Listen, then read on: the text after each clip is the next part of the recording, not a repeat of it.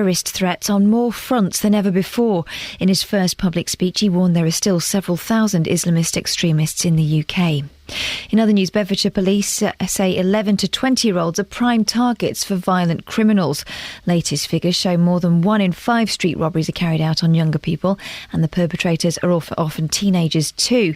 Richard Denton is Bedfordshire's Children and Young People's Development Officer. And we certainly had about 12 to 18 months ago a real issue in Bedfordshire with street robberies, and we've put a lot of investment, a lot of work with schools and other education settings to deliver educational programmes to improve the problem. And the good news is that actually the work that we've put in has cut our street robbery figures down quite dramatically. A St Albans man has successfully sued First Capital Connect over the cost of his commute. Andrew Myers worked out that it was £700 cheaper if he bought a ticket from North Watford, as Tony Fisher reports. Mr Myers used the ticket for 2 months before being told it was invalid, but he took First Capital Connect to court and won his case. He said he wanted his day in court because it was a matter of public importance.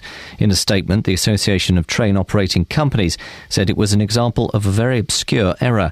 They said that if other such errors were found, they would look to correct them to make sure all passengers are treated fairly. A new poll for the BBC suggests that despite government cuts, most people think the quality of public services has been maintained or improved over the past 5 years. The survey of just over 1,000 people finds a greater proportion of people think bin collections, parks and libraries, schools and bus services have got better than worse. In sport, Milton Keynes Dons were knocked out of the Johnstone's Paint Trophy last night as they lost 2-1 away to Stevenage. Wickham are through to the second round after winning 2-1 at home to Bristol City. And in the Conference Premier, Luton Town drew 3-3 at Aldershot. The weather today, sunshine and showers and a top temperature of 16 degrees Celsius, that's 61 Fahrenheit. Get the latest news and sport online at bbc.co.uk/3 counties.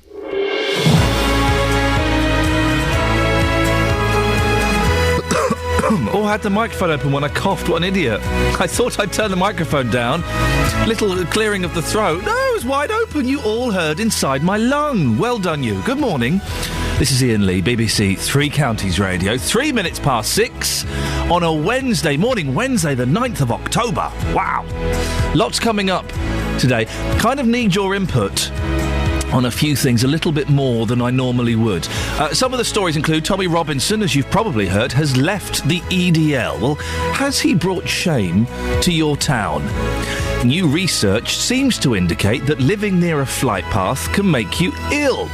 And our roving reporter, Justin Dealey, well, we've not managed to come up with anything for him to do today. So, I was kind of thinking, you pay Dealey's wages.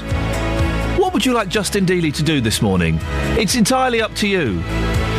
Facebook.com/BBC3CR. You can send me a text, 81333, start your text 3CR, or you can give me a call, 08459 455 555. Across beds, hearts and bucks. This is BBC Three Counties Radio.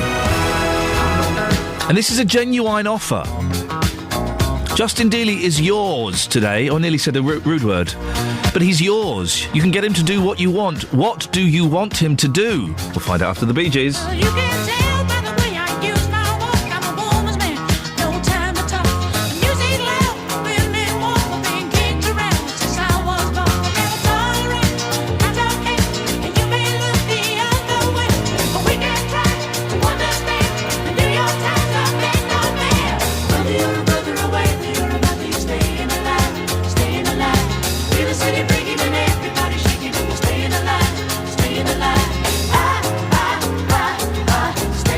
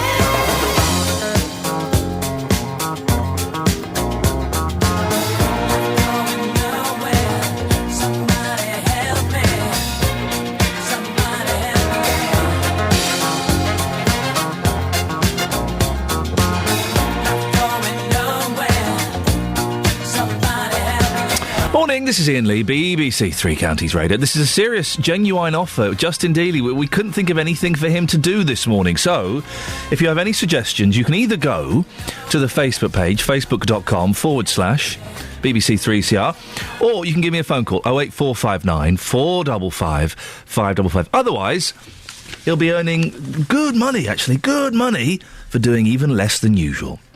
Now, Tommy Robinson has left the EDL. Do you think this is a change of heart, or is it a desperate bid for more publicity? Two of the Luton-based leaders of the far-right English Defence League have left the group, citing concerns over the dangers of extremism within their group. The head, Tommy Robinson, and his co-founder, Kevin Carroll, announced they're stepping down at a press conference in London last night, adding that their group had become, quote, part of the problem. Well, our political reporter, Paul Scoynes, was there last night. Paul, what happened? Well, Ian, it's quite interesting, this. They said it's been in the offing since February. That's when they've started really to start thinking about whether or not they want to continue in this group. And they've been working with another Muslim called Mohammed Anwar on a documentary which is going to air on the BBC soon, called When Tommy Met Mo. They said that it's because of rising concerns over the number of right-wing extremists saying they were part of the EDL. Tommy Robinson, also known as Stephen Lennon, says he was never against Muslims, just Islamic extremism. And he told the BBC yesterday that he made this decision because he could no longer keep those extremist elements of the EDL at bay. When some moron lifts up his top and he's got the picture of a mosque saying boom, and it's all over the national newspapers, it's me. It's when I pick up my kids from school, the parents are looking at me, judging me on that. And that's not what I've stood for. And my decision to do is to be true to what I stand for. And whilst I want to lead a revolution against Islamist ideology, I don't want to lead a revolution against Muslims. Now, it was often the impact the EDL marches had on communities which people had a problem with. Lots of aggressive language, things being thrown, often violence. Did he mention any of that? Yeah, I mean, he did say that was becoming an element which had caused him concern. He said that Kevin Carroll and he couldn't be at every march overseeing what was going on, and he said that the sight of a white pride flag at a recent march in Manchester had really sort of tipped him over the edge, was the last straw for him. However, he said he was still proud of that. He said he would do the marches again if he had to. I don't regret the demonstrations. If you're asking if I regret individuals, yes, I do. Yeah, it's never been what I've wanted. When I've met Muslim women who said that they felt fearful, I've met them myself. So if you think for 1 minute I feel proud about that, I don't. But do I regret the demonstrations? Do I regret forming the English Defence League? No, I don't know. Because what it's done, it's brought the topic to the forefront. It's brought many issues to the forefront. The groundswell of support, I believe it's been part of the solution to where we're at now. But what I don't want to end up being is part of the problem. They were a very controversial group, of course. Politicians in Luton hated them, and they were accused of dividing communities, weren't they? Yeah, absolutely. I mean, one politician said to me that they were a stain on the town.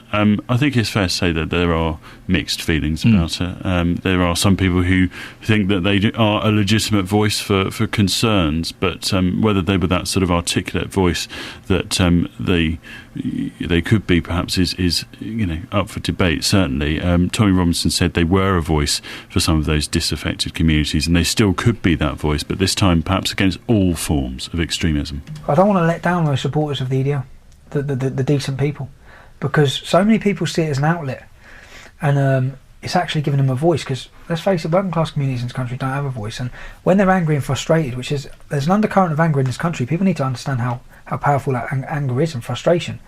And what do I see doing? That's to work out a strategy and a vision with Quilliam, to see how we can channel our passion, but in a more constructive manner. I guess one of the good things about the EDL is that we knew where the EDL were, what the EDL were doing, and where and when they were gathering. I suppose with Tommy Robinson, these two gentlemen leaving the EDL, some members of the EDL saying it will still go on, it probably won't. It'll be running around like a headless chicken. Does this leave the door open for other extreme right-wing groups to kind of move in? I think it does, and I think the concern is especially because of the rise of the neo-Nazi, that's a quote, element, which is what Kevin Carroll told me. They do say that they are worried about it. It is also very much a real concern for some external observers as well. Jamie Bartlett from the think tank Demos, we'll talk to him later on, he wrote a report called Inside the EDL, and he says that without Tommy Robinson they may be taken over by splinter groups. He said that they were in some ways keeping some of the really unsavoury speakers out, and now they can't do that. Now last night Kevin Carroll did tell me that they still had control of the websites and of the Facebook pages, which were the sort of way of getting information out to their supporters, and he said that that was going to continue. He said that they're meeting with regional leaders today, and that they, will ensure that they stamp extremists out of the organisation. But I did say to him, well, why haven't you done that already? You said that that was partly the reason for you staying in there. And Tommy Robinson did say that he was very worried about those elements. I feel awful and I feel terrible, and part of the reason why I haven't wanted to leave many times is because I haven't wanted to give splinter groups, extremists, a platform. Which is why, if you listen to what I'm saying, I don't want to just combat Islamist ideology now that I've left. I want to combat those splinter groups. Because I feel as passionately against them as I do against Muslims. Now, they've gone off to... Robinson has gone off to join Quilliam. Have they both joined Quilliam? Well, I think so. Right. I'm not sure you can join it. It's not like... I don't think there's a card. Is it an ideology or something? Scheme. What is Quilliam? I don't know enough about it. Well, OK. Imagine...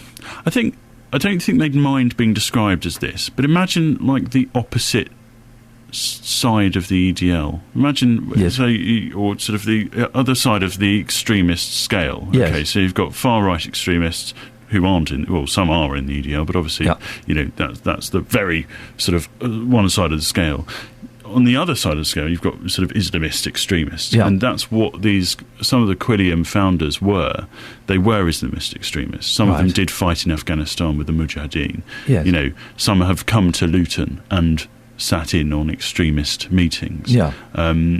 They have, if you like, taken that same journey that Kevin Carroll and Tommy Robinson say they now have, and have sort of got away from that sort of that sentiment. They, have turned around. They've been trying to moderate, if that's the word, the former, the more extreme forms of Islam, and say they've had some success. However, Tommy Robinson said that he and Carroll actually needed their support in order to leave the EDL. We need help, We haven't got all the answers. We've got this passion, we've got a groundswell of support, we've got a love for our country, and we want to do things the right way now, Now, to get there, we need the support of Quilliam, which is why I've reached out with Quilliam to ask for the support. And I envisage wanting to run an organisation similar myself that is tackling extremism on all fronts. Well, Paul Scoins, thank you very much for that. Later on we'll hear from local Muslims and a man who infiltrated the EDL to write that report. And we're asking this morning, has the EDL brought shame on your town? Obviously speaking specifically to people who are living in Luton, but you can call in if you're outside of the area, 08459 455 555. This is BBC Three Counties Radio. Let's get the latest travel. Travel news for beds, cards and bugs. BBC Three Counties Radio. Cheers, Ian. Good morning. Things looking clear on the main routes. M1 and M25 are looking nice and empty on the cameras at the moment. Some roadworks in High Wycombe, though, on the A40. You've got temporary traffic lights up for works near Mill End Road. And then if you're driving through Langford, they're doing some works on the High Street, the A6001, near the junction with Station Road. That's likely to get busy. Those works will be ongoing through until tomorrow. Taking a look at the trains, and so far, so good. No problems or delays. Adam Glynn, BBC Three Counties Radio. Thank you, Adam. Right, it's 6:17. It's Wednesday, the 9th of October. I'm Iain Lee. These are your headlines on BBC Three Counties Radio. The leaders of the Luton-based English Defence League are stepping down, saying the group's become part of the problem rather than the solution. The head of MI5, Andrew Parker, has said the security service is tackling terrorist threats on more fronts than ever before. In sport, Milton Keynes Dons were knocked out of the Johnstone's Paint Trophy last night, losing 2-1 away to Stevenage. Coming up, well, new research seems to indicate that living in a flight path can make you ill. Well, is that possible? BBC Three Counties Radio.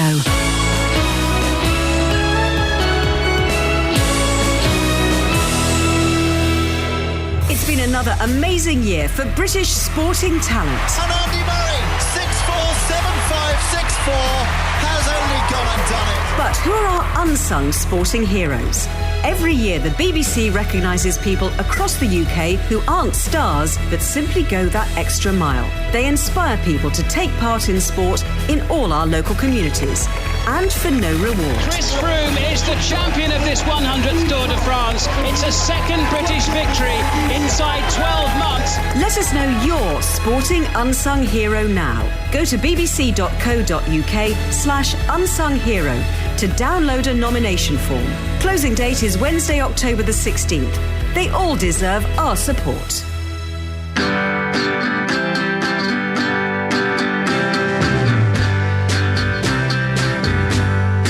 On our block, all of the guys call her Flamingo, 'cause her hair glows like the sun, and her eyes can light the skies.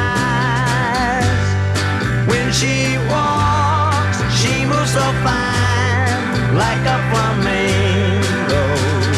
Crimson dress that clings so tight, she's out of reach and out of sight. When she walks by, she brightens up the neighborhood. Oh, every guy would make her his if he just could, if she just would. Some sweet day I'll make her mine, pretty flamingo. Then every guy will envy me, 'cause paradise is where I'll be.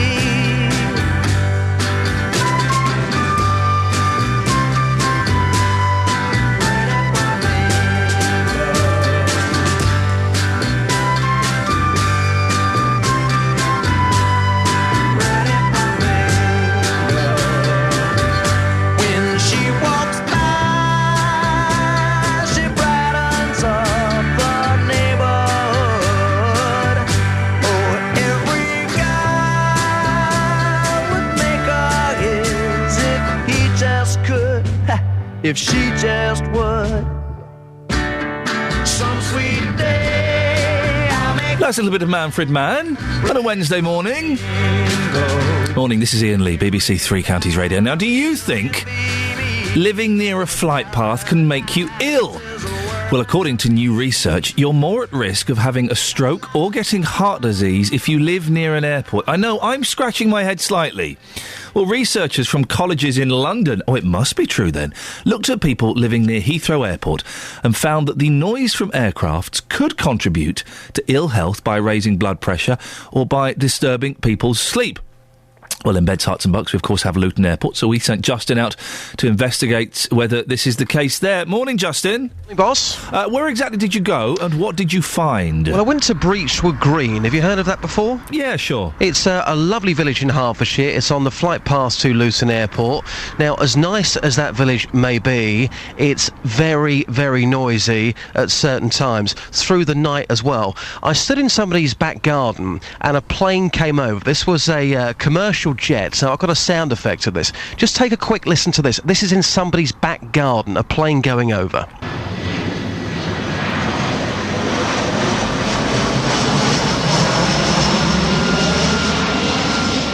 Now, you Wowzers. would think you were quite literally on the runway, but that is in somebody's back garden. So can you imagine what that's like, watching your favourite TV programmes, having a family over for a barbecue? It would ruin Splash for me. It would ruin Splash. Yeah.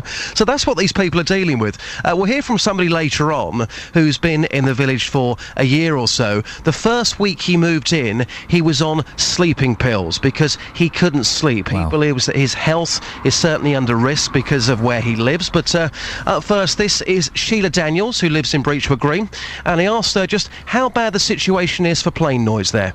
Terrible. The noise is terrific, particularly if they do it in the night. And the night time is really bad. It's when they're taking off. They're not too bad when they're landing, but when they're taking off, horrendous. And the noise itself, does it raise your blood pressure levels? Does it make you angry? Yes, it does make me angry when they're really noisy. And I find some aircraft are much noisier than others. And what would they be? EasyJet. It's funny, it's the smaller ones. EasyJet, Wizz and Ryanair, they're terrible, Ryanair are.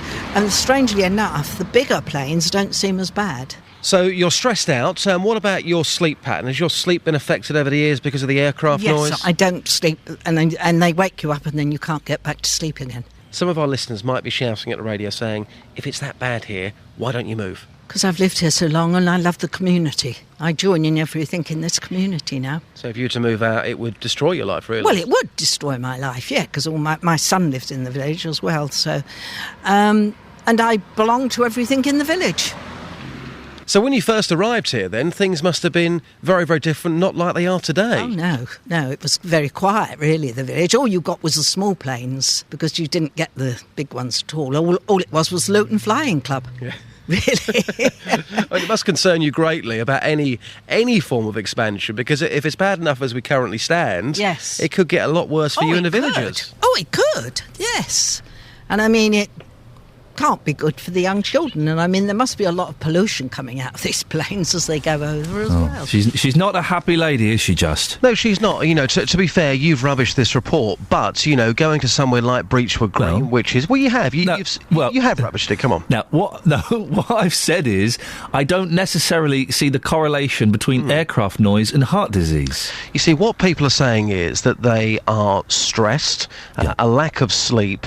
Now, those two things can't be great. So, you know, the people that I've been talking to there certainly feel that their health has been affected simply by the aircraft noise. That's what they're saying to me. Okay, Justin. Listen, I'm not knocking that lady's story in any. It's a very not at all. But I think, you know, when I first looked at it, I thought to myself as well, this can't be right. How can you, talk to people near Heathrow, Luton Airport, whatever, and link living near an airport to heart disease or heart attacks? Well, you know, the people that I have spoken to, you can certainly see that they are very, very stressed out, because it could be at 3 o'clock in the morning, they're trying to get to sleep, a plane goes over, they wake up, so they are stressed out people. Okay, well, let's put it out there. If you live near an airport, if you've moved near an airport, do you think it affects your stress levels? 08459 455 555. Now, Justin, we're kind of a little bit lost as to what to do with you this morning. And I know you're going to be talking about this and talking to some people about the EDL, but I kind of, I like you to do kind of something a bit more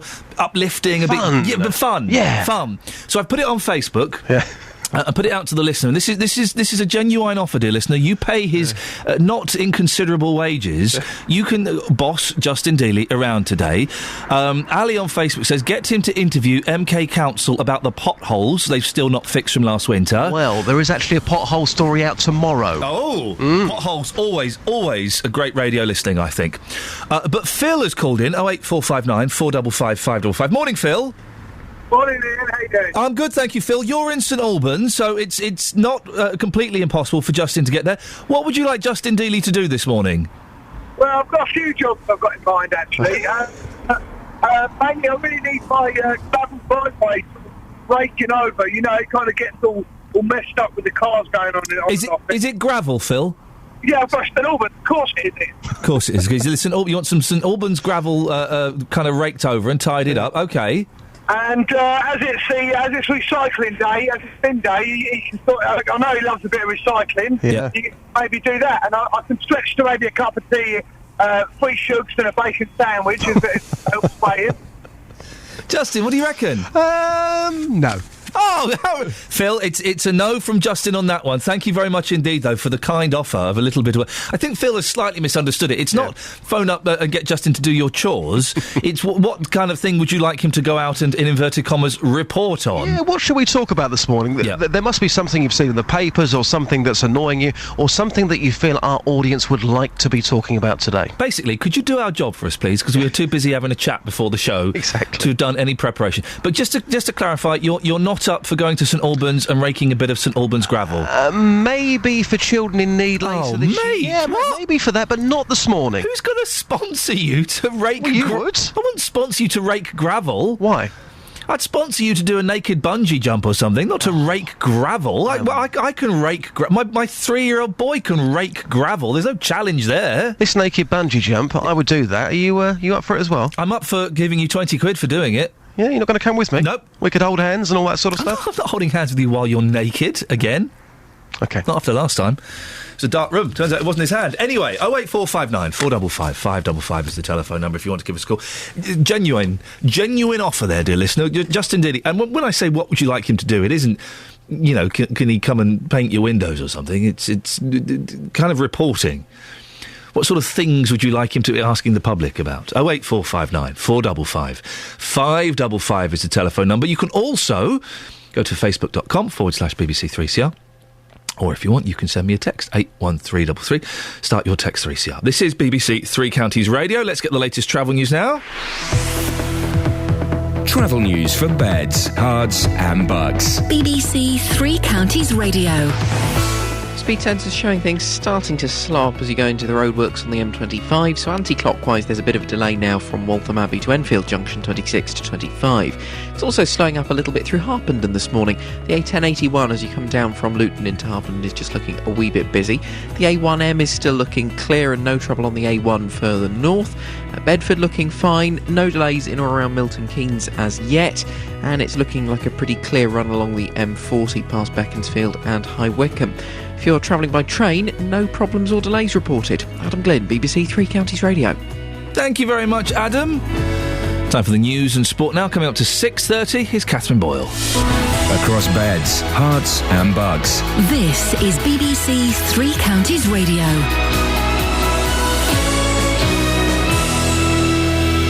Good morning. The headlines. The leaders of the Luton-based English Defence League are stepping down, saying the group's become part of the problem rather than the solution. The head of the MI5, Andrew Parker, has said the security service is tackling terrorist threats on more fronts than ever before. And a new poll for the BBC suggests that despite government cuts, most people think the quality of public services has been maintained or improved over the past 5 years. Three Counties Sports. BBC Three Counties Radio.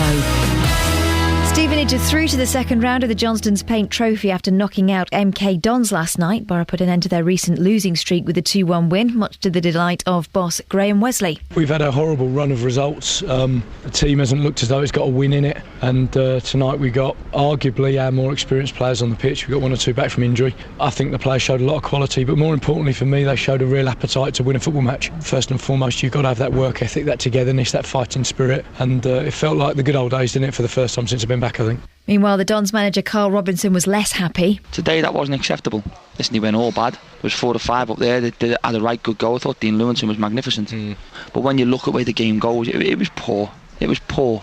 And they need to learn lessons very, very quickly. Wycombe also got through to the second round of the JPT after beating Bristol City 2-1 with goals from Billy Knott and Matt Bloomfield. Here's the Chairboys boss, Gareth Ainsworth. We changed a few things, we had a little change of shape to encourage maybe a little bit more passing through the midfield, and I think it worked to treat. The goals we scored in the first half was superb. I think we could have had 3 or 4 and nobody would have been begrudged with that.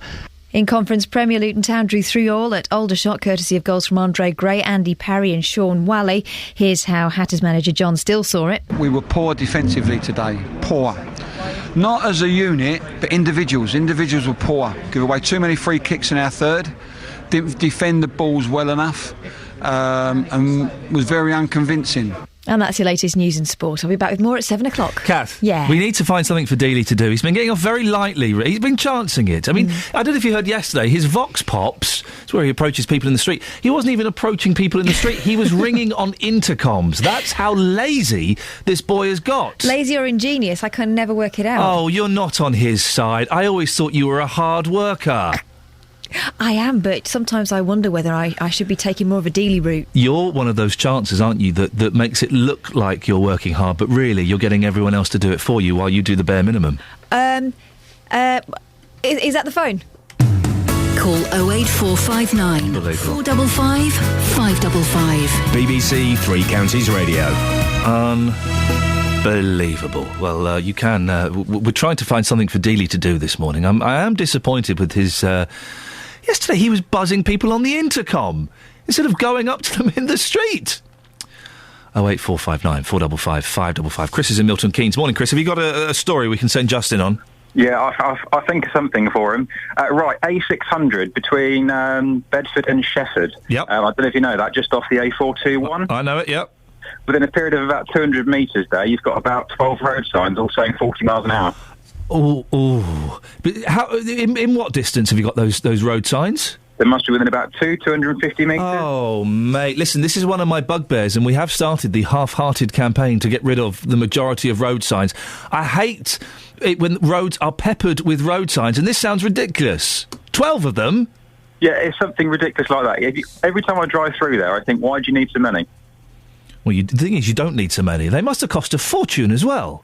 Well, you did find out a while ago, didn't you, how much they cost each? It was something ridiculous, wasn't it? Now, what kind of signs are these? Are they the electronic ones or the red circles with the number in the middle? They're red circles with the number in the middle. They're all 40 miles an hour signs. Chris, listen, thank you for bringing that to our attention. If we don't look at it today, we will look at that in the future. I hate road signs. We don't need anywhere near as many road signs. We don't need them. We'll speak to Justin in a bit. We'll put these past him. Dave's in Luton. Morning, Dave. Morning, Ian. Dave, what have you got for us? I thought Luton Borough Council wanted to reduce their electricity. Yes. Well, if you drive through Luton on the main roads, every light is on. All right. And it's like daylight driving, like this morning when I took my boy to Vauxhall. Yeah.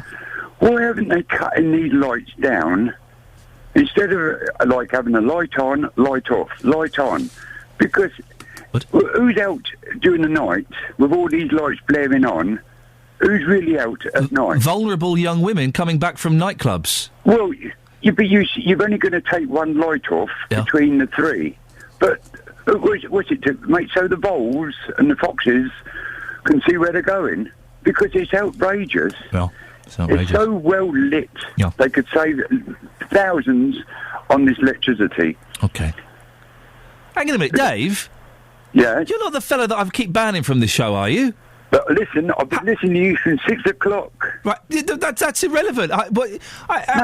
No, you banned me from September. I haven't said anything for October yet. Oh, it's got me on a technicality. We have a nice little talk. Dennis coming on. That's debatable. I'm waiting for Dennis to come on because I like to hear him talk. No, Dennis. Well, listen. Why don't you find out where Dennis lives and go and sit with him, and you two can talk together and stop bothering me. No, we can talk over the phone. No, I'm not paying for your phone bills. Yeah. Right, because of your cheat, you're banned for the rest of the month. Thank you. Unbelievable. Well, we'll speak to Justin in a bit. We'll put those two to him. Road signs and street lights. Woman out the country, now I find you longing in your soft and for a tattoo.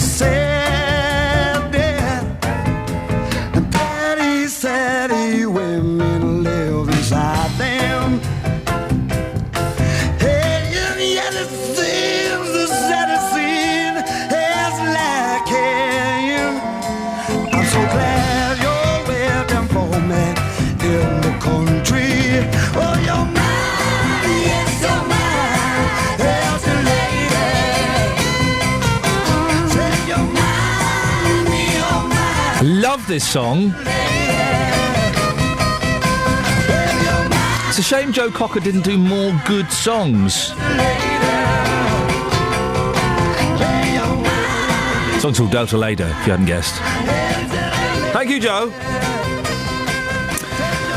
Now, have your children or your grandchildren ever been robbed in the street? Bedfordshire police say youngsters aged between 11 and 20 are being regularly targeted by criminals, often involving violence. Well, latest figures show that more than 1 in 5 street robberies are carried out on youngsters. The criminals themselves are often teenagers too.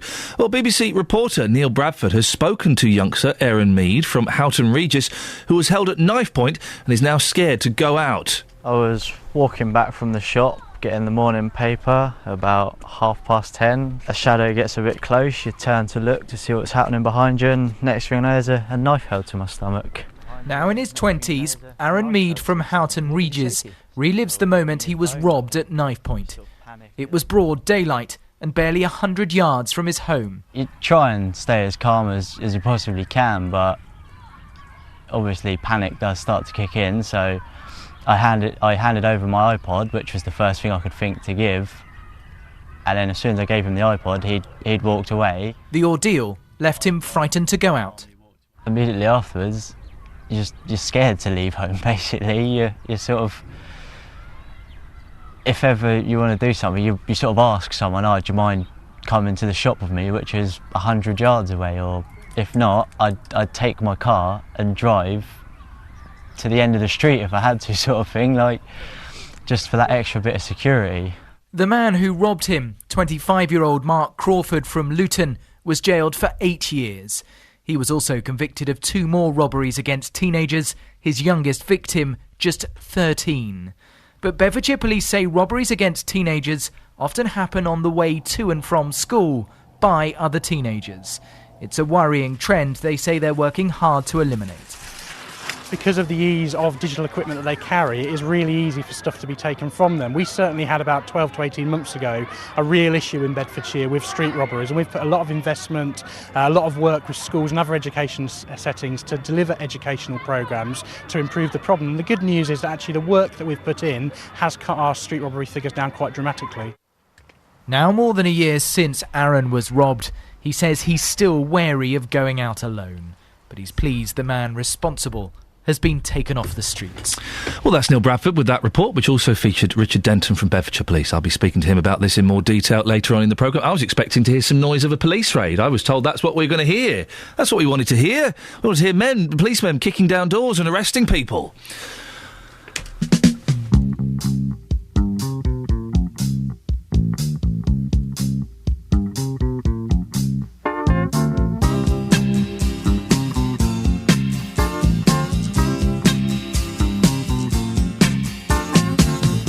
Ain't it good, ain't it right that you are with me here tonight? Music playing, our bodies swaying in time. Touching you, so warm and tender. Lord, I feel such a sweet surrender. Beautiful is the dream that makes you mine.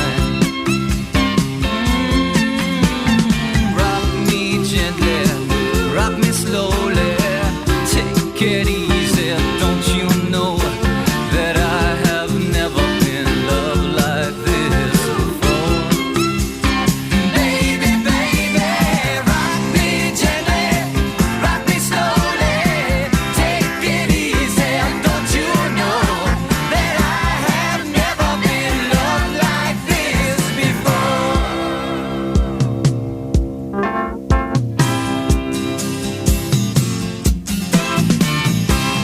darling, oh my baby, you got the moves that drive me crazy. And on your face, I see a trace of love. Come hold me close, don't let me go.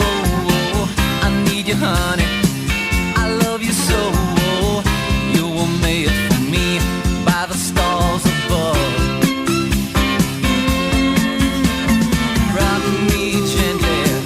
Rock me slowly, take it easy. Don't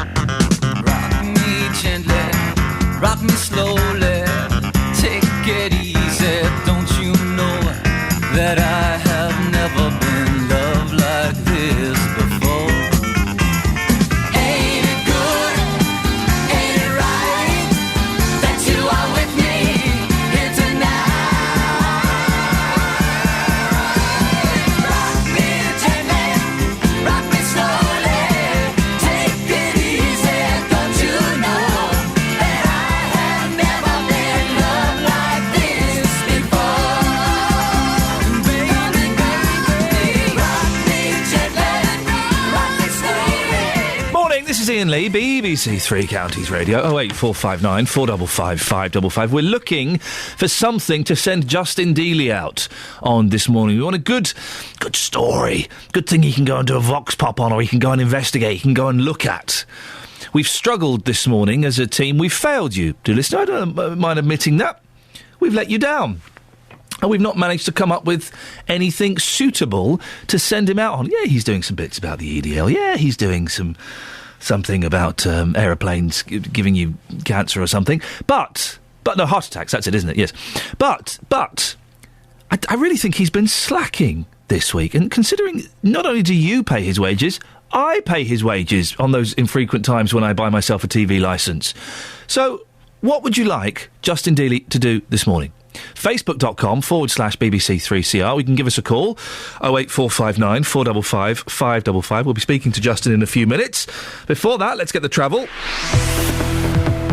Travel news for beds, cards and bugs. BBC Three Counties Radio.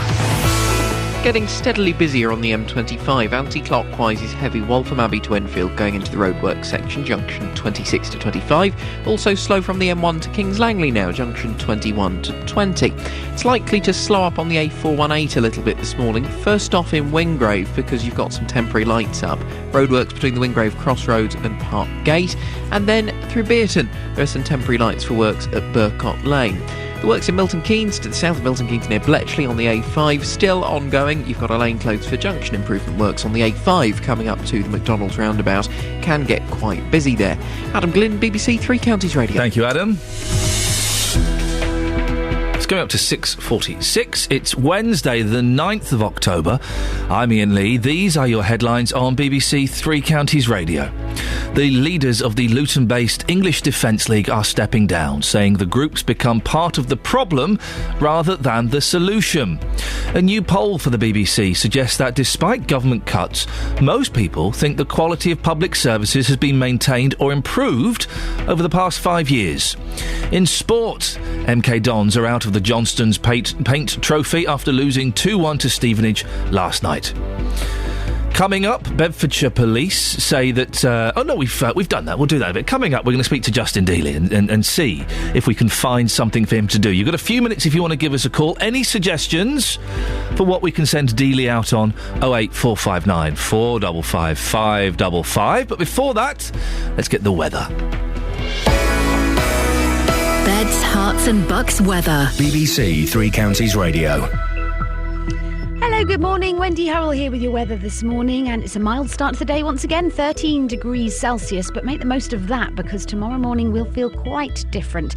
Now, as we go through the day today, the best chances of the brightness will be first thing, and there will be a sort of more cloudy interlude in the middle part of the day with a chance of a spot of rain as well. And then towards the evening and overnight, the skies will be clearing. Temperatures today, they will get to about 16 or 17 degrees, so we're still clinging on to the milder weather, but you'll feel the breeze pick up throughout the afternoon. As I say, overnight the sky is clear. The temperature will fall to 6 or 7 degrees Celsius, so really quite nippy all of a sudden, and the breeze will be increasing as well. It will be a mostly dry night, but I suppose there's a small chance of one or two showers creeping in from the north. So we start the day tomorrow much colder, and you'll certainly notice that on your way to work. Throughout the day tomorrow there will be some decent spells of sunshine, particularly first thing, but more cloud in the sky as the day goes on, and again we are at risk of one or two showers being swept in on a fairly stiff breeze coming in from a northerly quarter, so temperatures really only getting to 10 or 11 degrees Celsius. Really autumnal, blustery day. And as we go through Friday as well, still some showers knocking about first thing, a little bit drier in the afternoon. Still a breezy day, but the wind's dying back a tiny bit as we go through the weekend, and temperatures picking up a tiny bit as well, perhaps to 13 or 14 degrees Celsius. But it's time to put the sandals away. Boots out tomorrow. It is going to be a nippy one. Thank you very much, Wendy. 08459 455 555 is the telephone number if you want to give us a call. We'll be speaking to Justin Dealey very, very soon. So if you've got any suggestions on what it is you would like him to do, then give us a call. You can tell I'm filling because I'm just trying to drag the trail into the right blooming place and I don't want to play Mumford & Sons, so there. If you've got a problem with a company, a council or an organisation... They were really, really unhelpful. They laughed at me. The JVS show fights for your rights and tackles your consumer problems. We have been been back 11 visits, each time because of the problems my husband's been having. Since the beginning of June, I've had no schedule freezer. If you need our help, email jvsshow@bbc.co.uk. Gentleman then agreed to refund me my money. As of yet, he's resold the vehicle and still no refund. The JVS Show, weekdays from 9, BBC Three Counties Radio.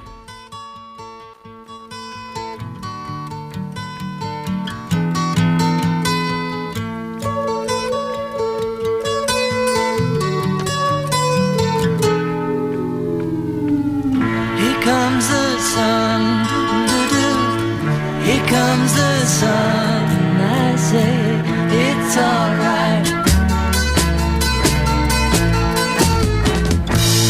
Darling, it's been a long, cold, lonely winter. Little darling, it feels like years since it's been here. Here comes the sun. Here comes the sun. I say it's alright.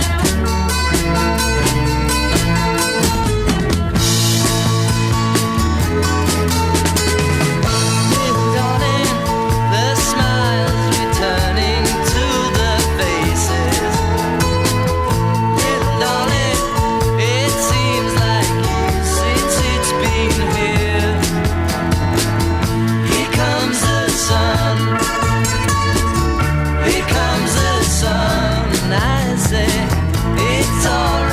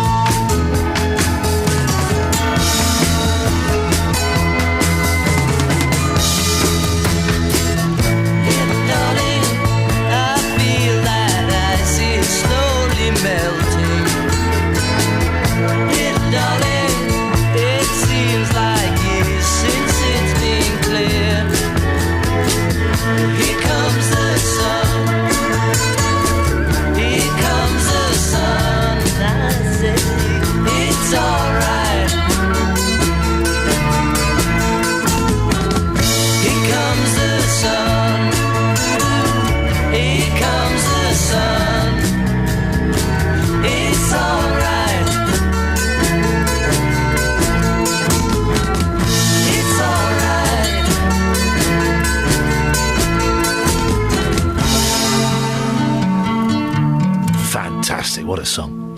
Tommy Robinson has left the EDL. Well, do you think this is a change of heart or a desperate bid for more publicity? Two of the Luton-based leaders of the far-right English Defence League have left the group, citing concerns over the dangers of extremism within their group.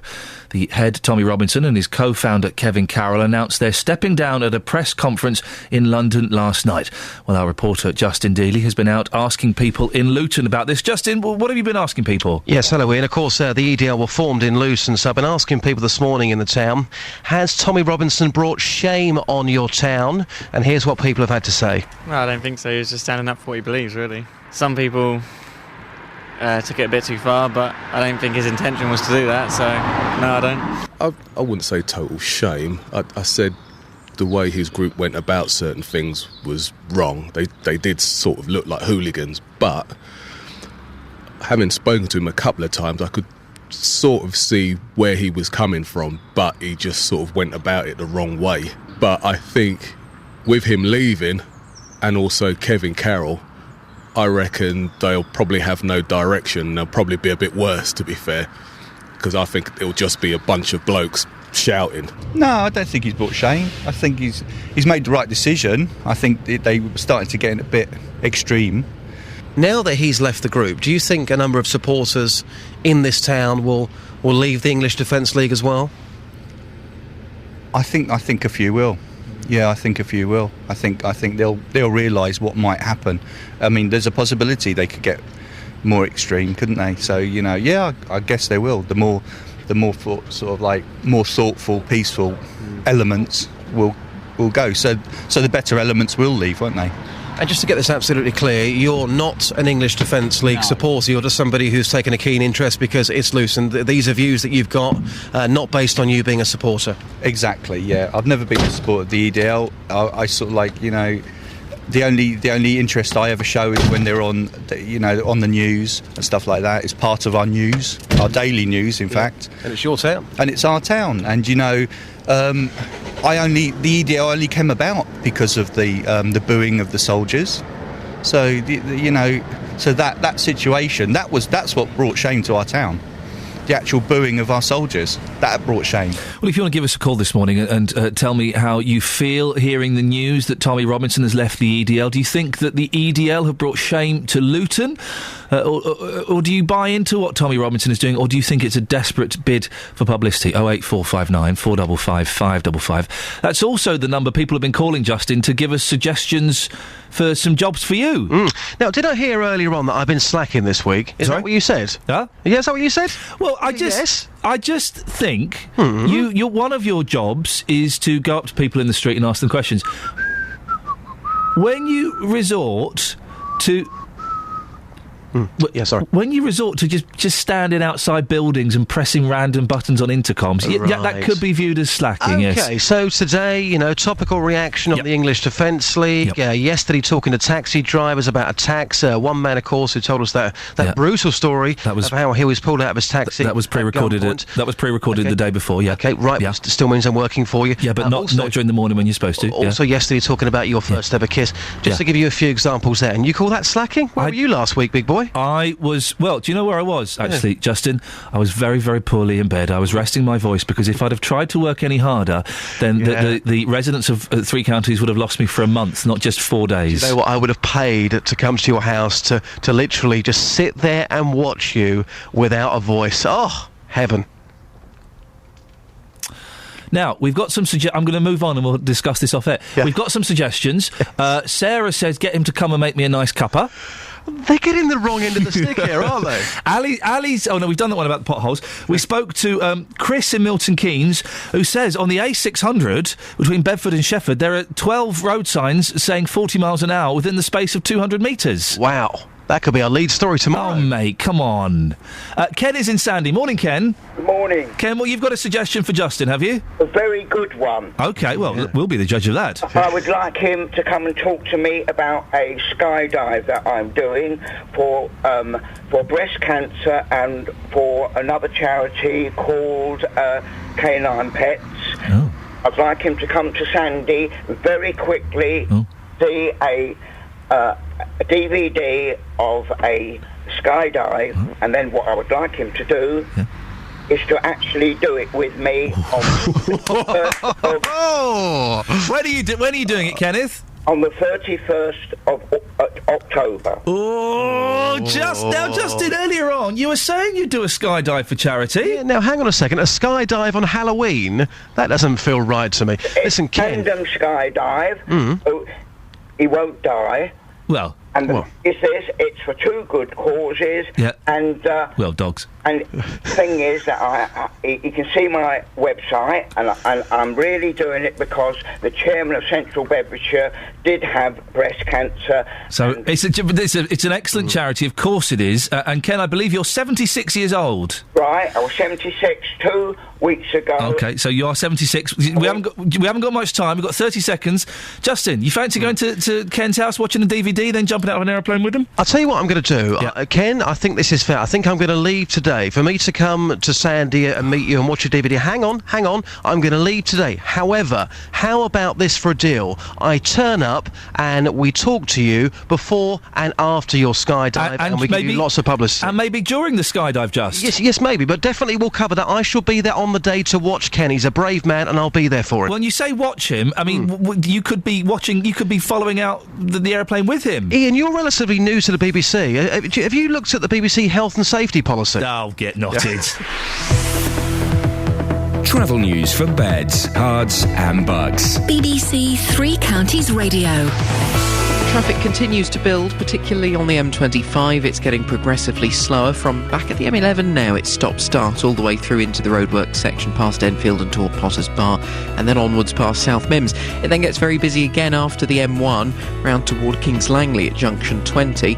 Not too bad as yet this morning, getting round a little bit further toward the M40, but it is starting to get that little bit busier.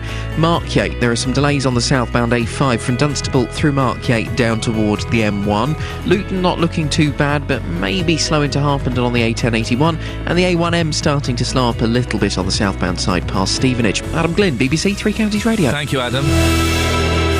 Well, it's official. Justin Dealey is too scared to jump out of an aeroplane with a 76-year-old man. You're disgusted, aren't you? I know I am. Someone else who's disgusted is Catherine Boyle. No, she's disgusting. Local and vocal across beds, hearts and bucks. This is BBC Three Counties Radio.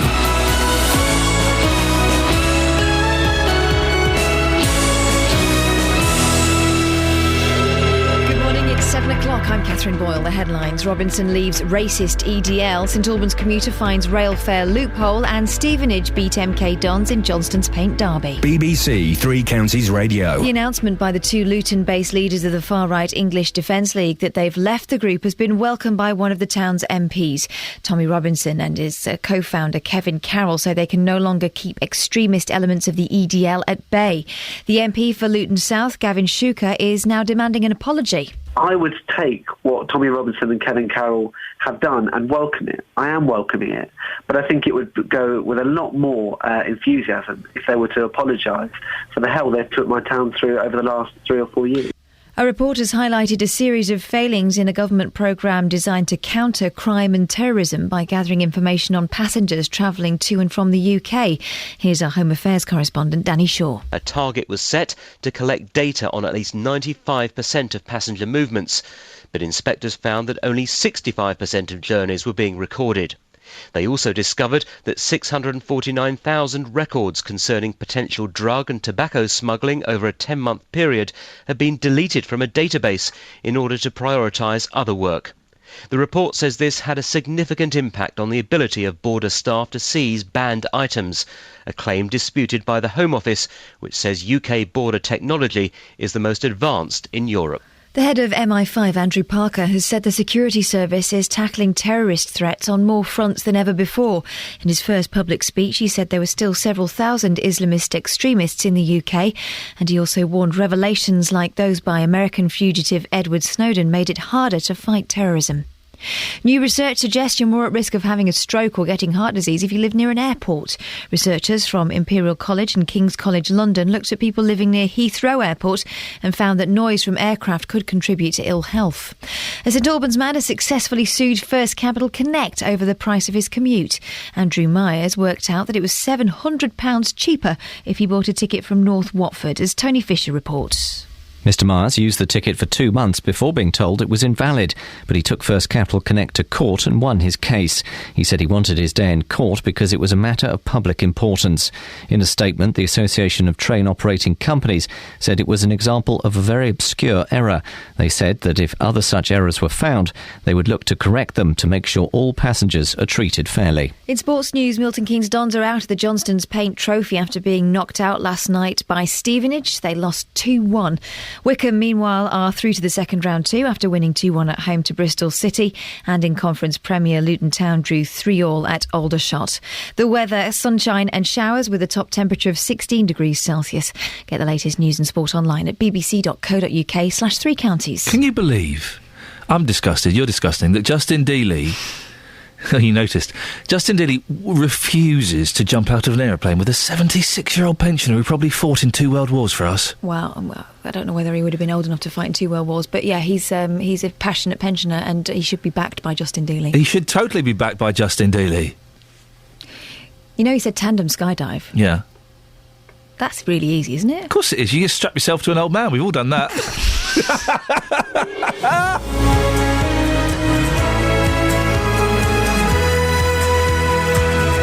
Oh dear. Morning, this This is Iain Lee, BBC Three Counties Radio. What a packed show we've got this morning. Tommy Robinson has left the EDL. Well, has he brought shame to your town? New research seems to indicate that living near a flight path can actually make you ill. Well, if you have, or indeed you do, live in a flight path, have you noticed a change in your health? And we're at a loose end as to what to do with Justin Dealey today. So to try and justify his position here is, let's be honest, everyone's making cuts, including BBC Three Counties Radio. What would you like to see Justin do this morning? We haven't got much time left now. We've only got 2 hours. We wasted the first hour with nonsense suggestions. So, these are the ways you can get in touch. Facebook.com/BBC3CR. You can send me a text, 81333. Start your text 3CR. Or you can give me a phone call, 08459 455 555. Across beds, hearts and bucks.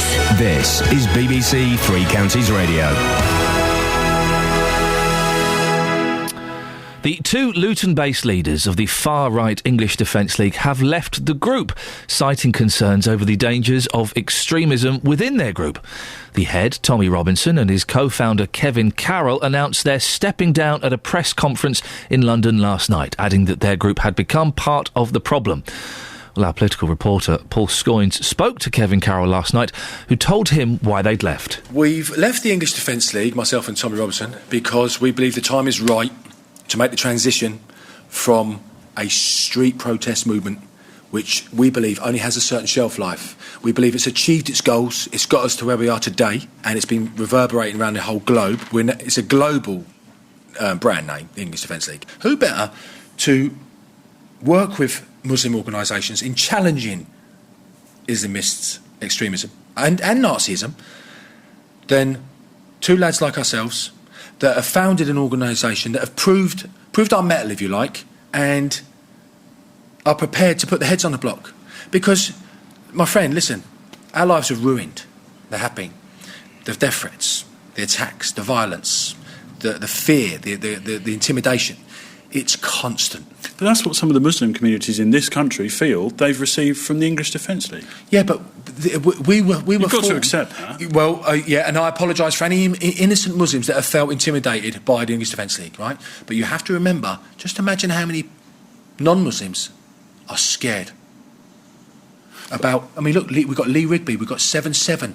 But all of these are minorities. They're tiny minorities, in the same way that your organisation is a minority. Yeah, but it's not a tiny minority. If you were being brutally honest, right? If you were being brutally honest, you would have to say, do you honestly believe that what we're saying, as like Tommy says, that a lot of the people won't agree with the tactics, that they won't want to come onto street protests because they think, oh no, I'm not for that. I agree with what you're saying, 100%. But the street thing, the way it goes on, is not for us. That's millions. But you say it's a global brand name, but it's a global brand name you've lost control of, because you yourself say that it's been infiltrated by far-right groups. No. We've not lost control of it. Well, we still had control of it. This is what we're saying. But Tommy said he didn't want to be the face of an organisation. Just an organisation that allows them to come in as soon as we stop showing up. Now, you have to get it right.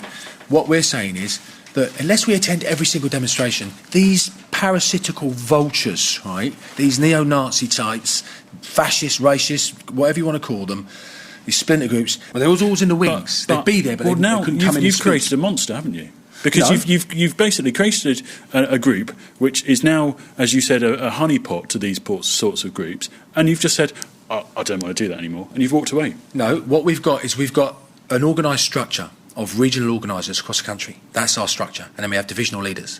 They're not working, are they? No, but they're not keeping those bad people out. No, but what we're saying is to the regional organisers, we've got a big meeting with them tomorrow. So what we're saying to them is, look, it falls upon you now to remain true to what our core message was, which is non-violent. But we believe that it's run its course. You've made it a busted flush, haven't you? By leaving. Well, the co-founders say we don't believe in this anymore. You're asking them to pull out. No, that's what Pritium have said. Pritium said that, and you said we'd like people to follow our lead. We're asking the genuine supporters What's that going to believe in leave? the core message. What's that going to leave, though? The not genuine supporters under the old guise of the EDL? No, but if that just leaves the extremists and the Nazis and the neo-Nazis and all the racists, then they were always there. And you've created a nice little banner for them to stand on. No, because we've took preventative measures to counter that already. We've maintained control of the website, so they can't use that, and the fan page. So they can't use that. And that is their platform to get it out there to the world and to the 160,000 people plus on it. So they can't use that. Well, that was our political reporter, Paul Scoyne, speaking to Kevin Carroll last night. I'm joined now by Safian Sadiq, who is the chair of the Berry Park Contingency Group, which was set up in reaction to the formation of the EDL. What's your reaction to the news, Safian? It's, to some extent, I would say it is a positive piece of news that we can look at it and think that there is some hope in the future for places like Luton to have a peaceful future, a more harmonious future. But I think listening to this interview, which I think sheds more light on some of their views and the way they're not stepping back from the fact that neither of them are apologising or stepping back and saying I will stand up and say I was wrong, these views are harsh, I was pushing hate in communities. They're not saying that. They say that their position was always against radical Islam as opposed to moderate Islam, which is not true. They've been in towns like Luton, and they've stood up against all members of the community. They've not stood up against just the radical elements. If they wanted to do that, they could have done that. They've gone around all of Britain causing hate, intolerance. As a result, it's led to people being hurt, people being injured. It's led to young people in prison, young people on both sides in prison because of the hate they're pushing. Quilliam have said that there is a problem with radical Muslims in Luton itself. Well, how would you react to that? And I would agree that there is a problem. We cannot deny that there's a problem, but I think just the way Kevin mentioned, there's parasitical vultures perhaps on both sides. And there is a possibility that we can work together. But I think what's important here is Tommy and Kevin, neither of them are stepping back and saying that, you know what, I'm sorry for all the pain that I've caused in the last few years. Both of them, they've said they're moving away. I really hope that it's a step in the right direction, but there is no preventative measures, like your reporter said. I don't think taking away the fan page of from these parasitical vultures is a solution. We're now going to have a group of people that we've always said that were pro-Nazi. They were pro-Nazi when they came Luton, making Nazi chants and salutes, and they're pro-Nazi at the moment. And I think it's about time that he's acknowledged that he's got a huge problem. He's created a monster, but now this monster is going to go around Britain actually pushing and really causing more harm and damage because it's got no leadership. Is it going to do? There are three things I could see that could happen to the EDL. One is a responsible leader comes in and takes it over and tries to keep it under control. The second one is it does get taken over by neo-Nazis and fascists and becomes even more unpleasant. Or the third thing is it just dies because without Tommy Robinson and Kevin Carroll pushing it, it just collapses. Is that not a potential? There's a hope that it does collapse, and I sincerely hope it does collapse, but the chance of finding a responsible person within the EDL, that's absolutely ludicrous because it's full of people that are pushing the same views. These are mad people, these are disenchanted people that are exactly the same as the people on the opposite side that they're fighting against. Could you, as chair of the Berry Park Contingency Group, could you see yourself and your organisation cooperating with Quilliam?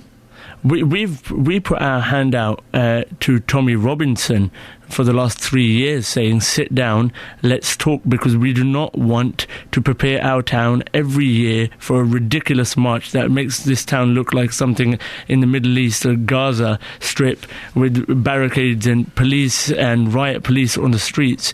But he's refused to ever step forward and actually talk to us. That, for me, suggests the fact that it's not... And he's not saying it's a change of his view or change of his opinion. All he is saying is he's taken a different approach. And with the with the elections coming up, there's a lot of speculation around why he might be doing what he's doing at the moment. Why do you think he's doing it? It could be possible that he's preparing himself and he wants to keep all of his supporters, his genuine supporters. He might be preparing himself for the elections. And I think that's unfortunately a far more scary prospect for the people in Luton and communities like Luton, because he's trying to make his views more palatable, and they're not palatable. He has been pushing out views that are pushing hate and causing... You say they're not palatable. There are lots of people listening to this now who do actually think that they are palatable, that they think that the kind of core message against extremism and against violence is actually valid. I think whatever he says, there's parts of his message. I am standing up, and I've said time and time again, 100% behind extremism, 100% behind removing extremism from communities, removing grooming from communities, standing up for the fact that there should be a fair, equal process for everyone. We accept that there's parts of his manifesto and parts of what he says that are what the genuine British public or the white working class are feeling and are going through. And it's not to say that we totally disregard that. We do stand up and say that there are some valid points, but to push it in the way he pushes it and some of the messages that it comes with, he always has said that he is anti-Muslim. He slips up time and time again because, like last night, he's turned around and he said it's only militant Islam, but 3 weeks ago, he was causing huge issues up in Stopsley when there was a charity football tournament. But he's joined up with a Muslim organisation, or an organisation that has Muslim members. And I hope, I'm a person of faith, and I really hope that this is a turning of a page, and tomorrow we will see a changed Tommy Robinson. But I do think that we have to step forward with caution. It doesn't mean that him going with Quilliam is somehow we've got a magical solution here that he's going to be more tolerant. Finally, the Berry Park Contingency Group, or do you have a relationship with Quilliam? Would you be looking to start a relationship with Quilliam? We're happy to start a relationship with anyone that is supporting the people of Luton, so we do not have to go through what we've been through in the last few years. And I hope that Quilliam and Tommy Robinson step forward if the parasitical vultures decide to set up a march without him in Luton. I really hope that they come in and step in between and try and make a difference to the community and really show some positive action, not just words. Well, I've just been told that when Paul Scoins, our political reporter, was speaking to Kevin Carroll last night, the subject of possibly standing for some sort of election was raised. Kevin Carroll said, never say never. So it looks like it could be a possibility. Unfortunately, yes. Safian Sadiq, Chair of the Berry Park Contingency Group, thank you very much for coming in this morning. 08459 455 555 if you want to have your say on that story, your reaction to the news that Tommy Robinson and co-founder Kevin Carroll have stepped down from the EDL. Good news, bad news, indifferent? Do give us a call. It's 7:16. Let's get the travel news now. Travel news for beds, cards and bugs. BBC Three Counties Radio. Getting busier on the A1M. Southbound, it's slow moving past Stevenage at junction 7, and if you're using the A1 as your route into London, you're going to find it slow in the usual spot. Through Boreham Wood, it's very busy from Stirling Corner toward Apex Corner, and then onwards down toward Mill Hill. M25 anti-clockwise is stop-start from back in Essex now at the M11 junction 27 through to Potters Bar, and the roadworks at junction 24. It's also looking like there's a bit of a queue from the M1 to Kings Langley, junction 21 to 20, and it's very slow from Maple Cross to the M40 on the cameras, junction 17 through to 16. The A5 still looking like there's some patchy traffic from Dunstable past Markyate and down toward the M1 at junction 9. The M1 itself looking pretty good, although a little slow from the Newport Pagnell services down toward Milton Keynes. I can see a delay on the camera and on the speed sensors around there. Can't see if there's been any sort of an accident or a breakdown, so if you're in the queue and you can see what's causing it, if it's more than just congestion, give us a call. 08459 455 555. Adam Glynn, BBC Three Counties Radio. Thank you very much, Adam. It's 7:18, a little bit later than usual, but I thought it was worth pursuing that. It's Wednesday, the 9th of October. I'm Iain Lee. These are your headlines on BBC Three Counties Radio. Luton MP Gavin Shuker is calling on the former leaders of the EDL to apologise to the town for the hell the far-right group put the town through. The head of MI5, Andrew Parker, has said the security service is tackling terrorist threats on more fronts than ever before. And in sport, Milton Keynes Dons are out of the Johnstone's Paint Trophy after losing 2-1 to Stevenage last night.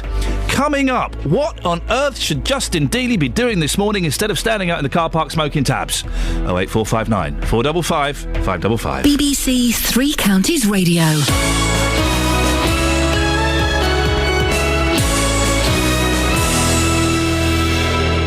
Every weekday from 12, Nick Coffer brings you... 30 years ago, Doug Moody set up the Greenbank Music School in Luton with a philosophy that music should be fun. It was getting other people involved, just doing everything. I'm just a person that just loves to do things. Nick Coffer. EOS have decided that for their September show, they'll be performing their version of the Tony Award-winning musical Rent. 525,600 minutes. Quirkology follows the clumsy, endearing life of Rupert Quirk. A lot of people have actually said, you know, he's just an exaggerated version of yourself. Nick Coffer, weekdays from 12 on BBC Three Counties Radio. 08459 455 555 is the telephone number if you want to give us a call. Now, this morning, we're talking about living near the flight path of aeroplanes. Apparently, it can make you ill. That's according to new research, that you're more at risk of having a stroke or getting heart disease if you live near an airport. Researchers from colleges in London looked at people living near Heathrow Airport and found that the noise from aircraft could contribute to ill health by raising blood pressure or by disturbing people's sleep. Well, in Beds, Herts and Bucks, we of course have Luton Airport. Well, this is the sound of someone's back garden in Breachwood Green in Hertfordshire, which is on the flight path to the airport. It's pretty noisy, isn't it? Pretty noisy. Now, Justin Dealey has been in the village. Justin, who have you been speaking to? Oh, I'll tell you what, Ian, that's actually pretty scary. When you're standing in somebody's back garden and that plane is going just above your head, that's a pretty scary experience. I've been talking to Nigel Dunn. Nigel moved to the village a year ago, and I asked him to describe just how bad the aircraft noise is. Private jets aren't as bad. The big commercial jets like the EasyJet, etc., horrendous. And the nighttime flights, which I believe are freight, just wake me up. I can honestly say I don't think I've had a whole night's sleep without taking sleeping pills in a year. Seriously? Honestly. So it's strange. There's a TV programme on the moment about anxiety attacks and panic attacks and stress, and that's exactly what you get from this, because you never know when the next plane's going over. Sunday night between 9 and 10 there'll be 4 or 5 planes. We have to pause your TV because you can't hear. We're not running as far, we're not going to the gym because you feel tired. You go to bed, you know you'll be woken up during the night a few times. You know by 6 o'clock you've got planes going off every 10, 15 minutes. You can hear another one just about to come in. Here comes a plane coming in right now. Yeah, when it's busy. Listen to this, we're standing in your back garden. Noisier. So that's one of the Whiz planes. Yeah, Whiz. You can see how much noisier. That has literally gone above our heads. Yeah, that's landing. So you can almost see the pilot. When they're taking off in this direction, that noise is virtually doubled. And depending on the wind direction, they choose whether they're landing over us or taking off over us. But yeah, if you imagine that on full thrust coming over you trying to take off, absolutely horrendous. You can't have a barbecue and keep chatting. You've got to stop, wait for it to go, and in a minute you'll hear the engines cutting back and a lot of noise. And then it's on a good day you get all the residual noise come as the air is filling back in where the jet's gone through. So and it's actually quite scary, isn't it? Yeah, the kids don't like it. Or they didn't. They've adjusted better. As you might have heard the dog earlier, the dog also goes a bit mad when the planes go over. So yeah, now you can hear. So even though it's landed, you still get more noise coming back in off the plane. So you're concerned about your health living here in this village? Yeah, definitely, and for other people's. And I don't have a good sense of smell, but everybody else comes say they can smell the aviation fuel, particularly on takeoff. So again, that can't be doing us any good. You shouldn't sniff petrol, so you shouldn't be sniffing aviation fuel. Has your work been affected by this? I drink a lot more coffee at work. I never used to drink coffee, but I would probably drink 6 black coffees a day, every day, which again probably isn't helping the situation. I mean, the key thing for me, just lastly, the key thing, we've heard a private jet go over. We've heard a commercial jet go over. You moved here a year ago. Now, as nice as this may be, why did you move here? Because it is so nice. It is a detached house beautiful gardens. You can't see from here. We have beautiful apple trees, safe for the kids to run around in. And our children growing up, that they needed to have their own room, so this was the place on the market that could walk them to school, because they've got a beautiful school here, and everything else bar the noise is perfect. But you must have been warned about it. When you finally moved in, did you realise, wow, this is actually a lot worse than what I thought it was going to be? Yeah, because we tended to view it on a Sunday when it's not as busy, whereas now I have Tuesdays off, and I'm aware of how noisy a Tuesday is, as you've noticed in the last 20 minutes. Well, it's been an eye-opener talking to you about the noise and also how it's affected your life. I appreciate your time. Thank you very much. Cheers, Justin. Nice to meet you. Thank you very much. Well, Justin, is obviously it does affect people, doesn't it? It does, and I think a lot of people looking at this report yesterday when it was first sent to us, it was embargoed and of course out today for the public to see. Some people may have looked at it and said, well, this report has got absolutely no credibility, by saying that you're more at risk of having a stroke or getting heart disease if you live near an airport. But when you actually go somewhere like Breachwood Green, on the flight path, you hear those stories, people on sleeping pills, anxiety attacks, more stressed out. You can kind of go along with what this report is actually saying. Justin, thank you very much. We'll speak to you a bit later on. Listening to that was Professor Kevin McConway from Buckinghamshire's Open University. Good morning, Kevin. Morning. Now, you've looked at this research. Is it credible? Yeah, it's credible, but with some reservations. I mean, I don't think you can say it's proved beyond doubt that it's the aircraft noise that's causing these increases in heart disease and strokes, because of the technical questions about the way they did the report. But it's a very thorough report. They dealt with everything they could deal, and it provides pretty good indicative evidence. What they actually say is, they don't say they proved it for sure.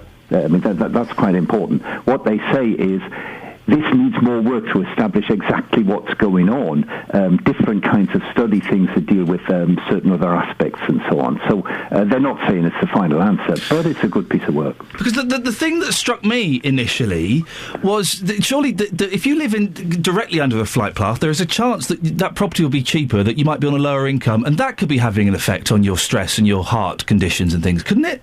Yeah, that's possible. Now, they did try to allow for that to the extent that their data would allow it. Because, I mean, it's certainly the case that, different people living under the flight path will be having slightly different conditions. And there's this aspect that they looked at areas, they didn't look at individual people, and that is really one of the main reasons why it's difficult to interpret.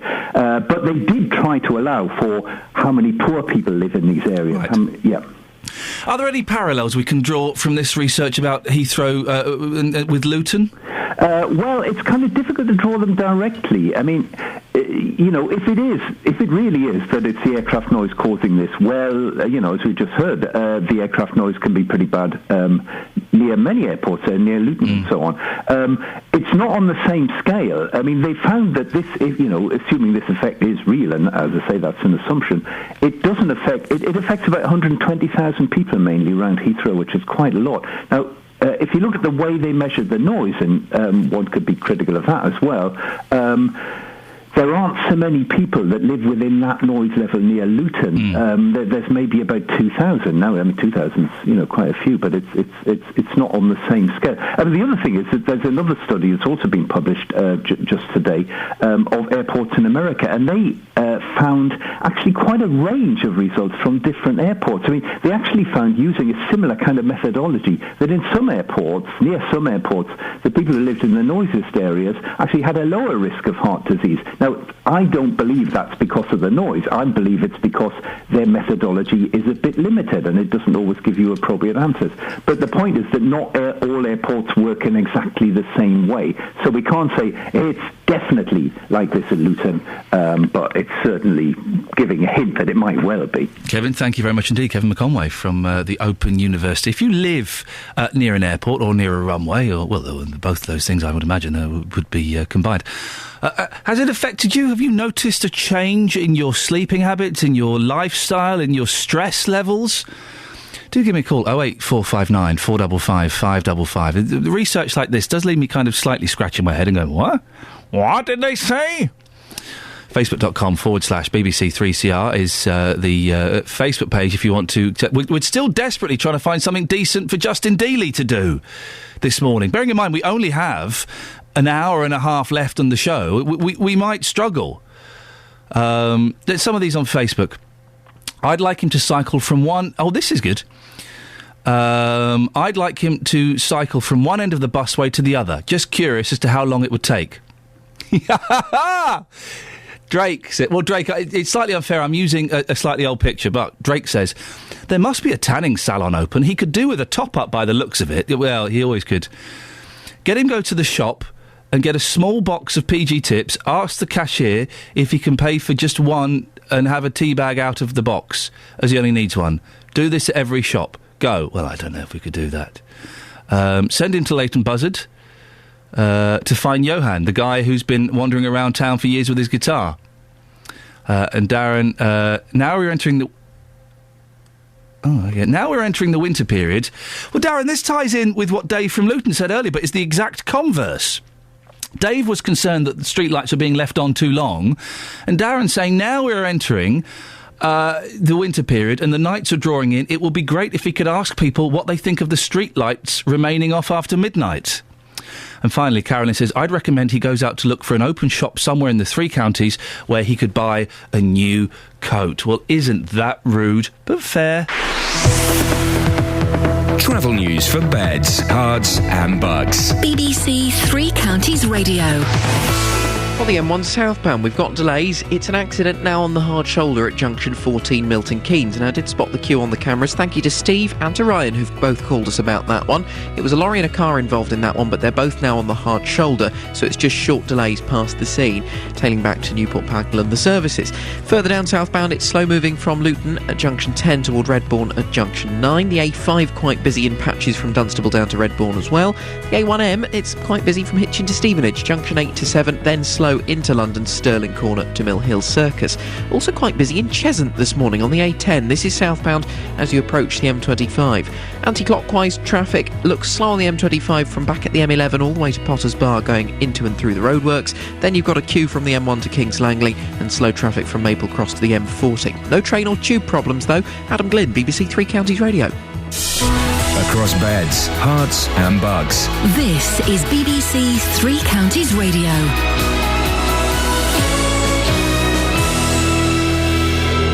The 7:30 headlines. I'm Catherine Boyle.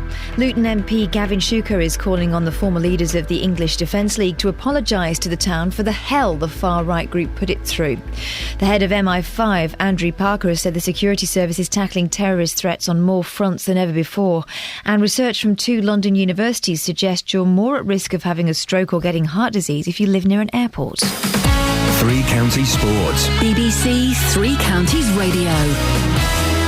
Stevenage are through to the second round of the Johnstone's Paint Trophy after beating MK Dons 2-1, knocking them out of the competition. The borough boss, Graham Westley, praised one of his goal scorers, Francois Zocco. It was so refreshing, I think, to see a lad just pop up in the right place at the right time and, to release the pressure off the team, because I think when you look at the front of the team and it's not performing and scoring, and when you're relying on young lads who are trying so hard, but sometimes you know what it's like, the harder you try, the worse things get, and made a big contribution to winning the game.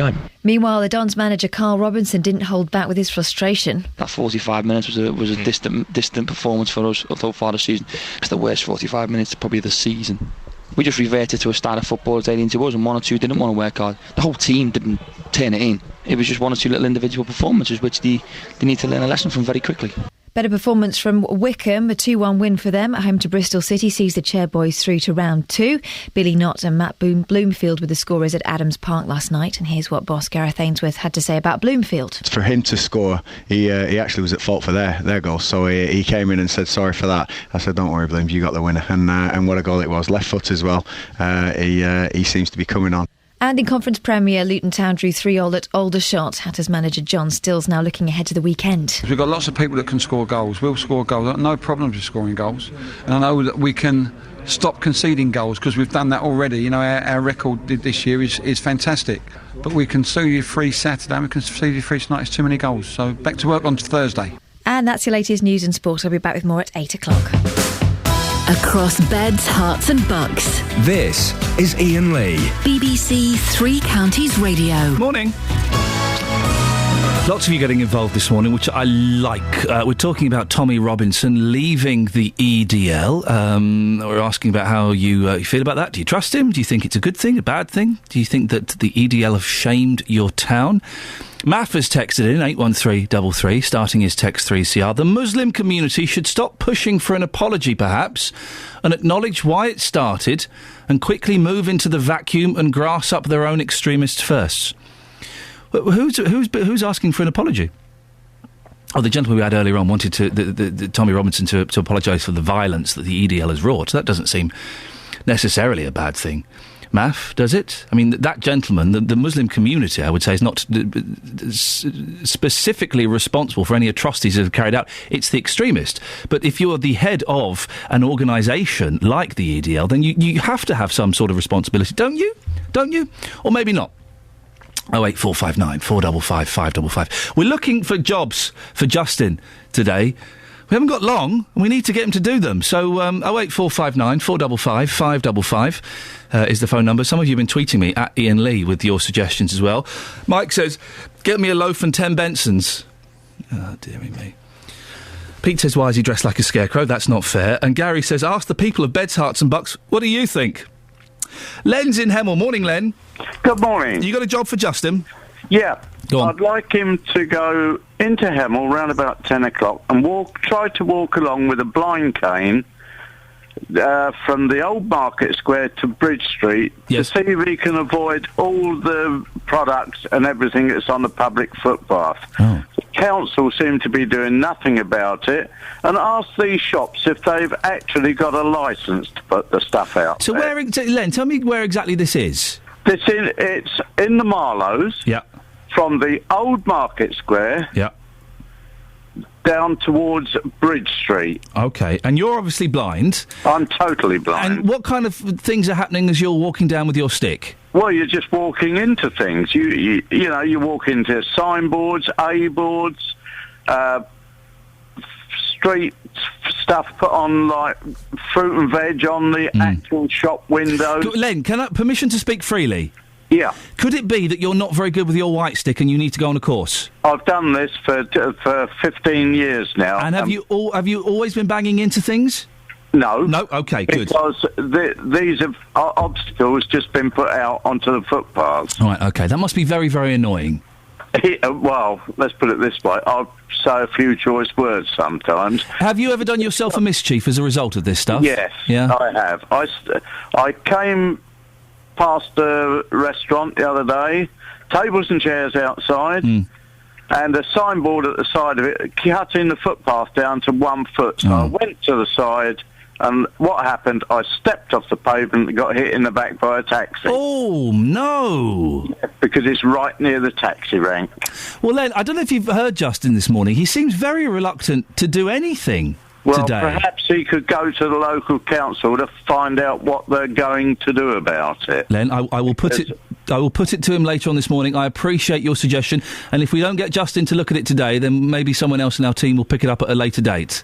OK, thank you very much. Len, thank you very much. Can we get... let's jot that down, because that's quite an interesting... We've done street furniture before, so maybe we'll look at that at a later date, because I suspect Justin's just outside having a tab. Doesn't seem that bothered about doing anything today. 08459 455 555. Now, have your children, or indeed your grandchildren, ever been robbed in the street? Bedfordshire Police say youngsters aged between 11 and 20 are being regularly targeted by criminals, often involving violence. Latest figures show more than 1 in 5 street robberies are carried out on youngsters. The criminals themselves are often teenagers too. Well, BBC reporter Neil Bradford has spoken to youngster Aaron Mead from Houghton Regis, who was held at knife point and is now scared to go out. I was walking back from the shop, getting the morning paper, about 10:30. A shadow gets a bit close, you turn to look to see what's happening behind you, and next thing I know there's a knife held to my stomach. You try and stay as calm as you possibly can, but obviously panic does start to kick in, so I handed over my iPod, which was the first thing I could think to give, and then as soon as I gave him the iPod, he'd walked away. Immediately afterwards, you're scared to leave home, basically.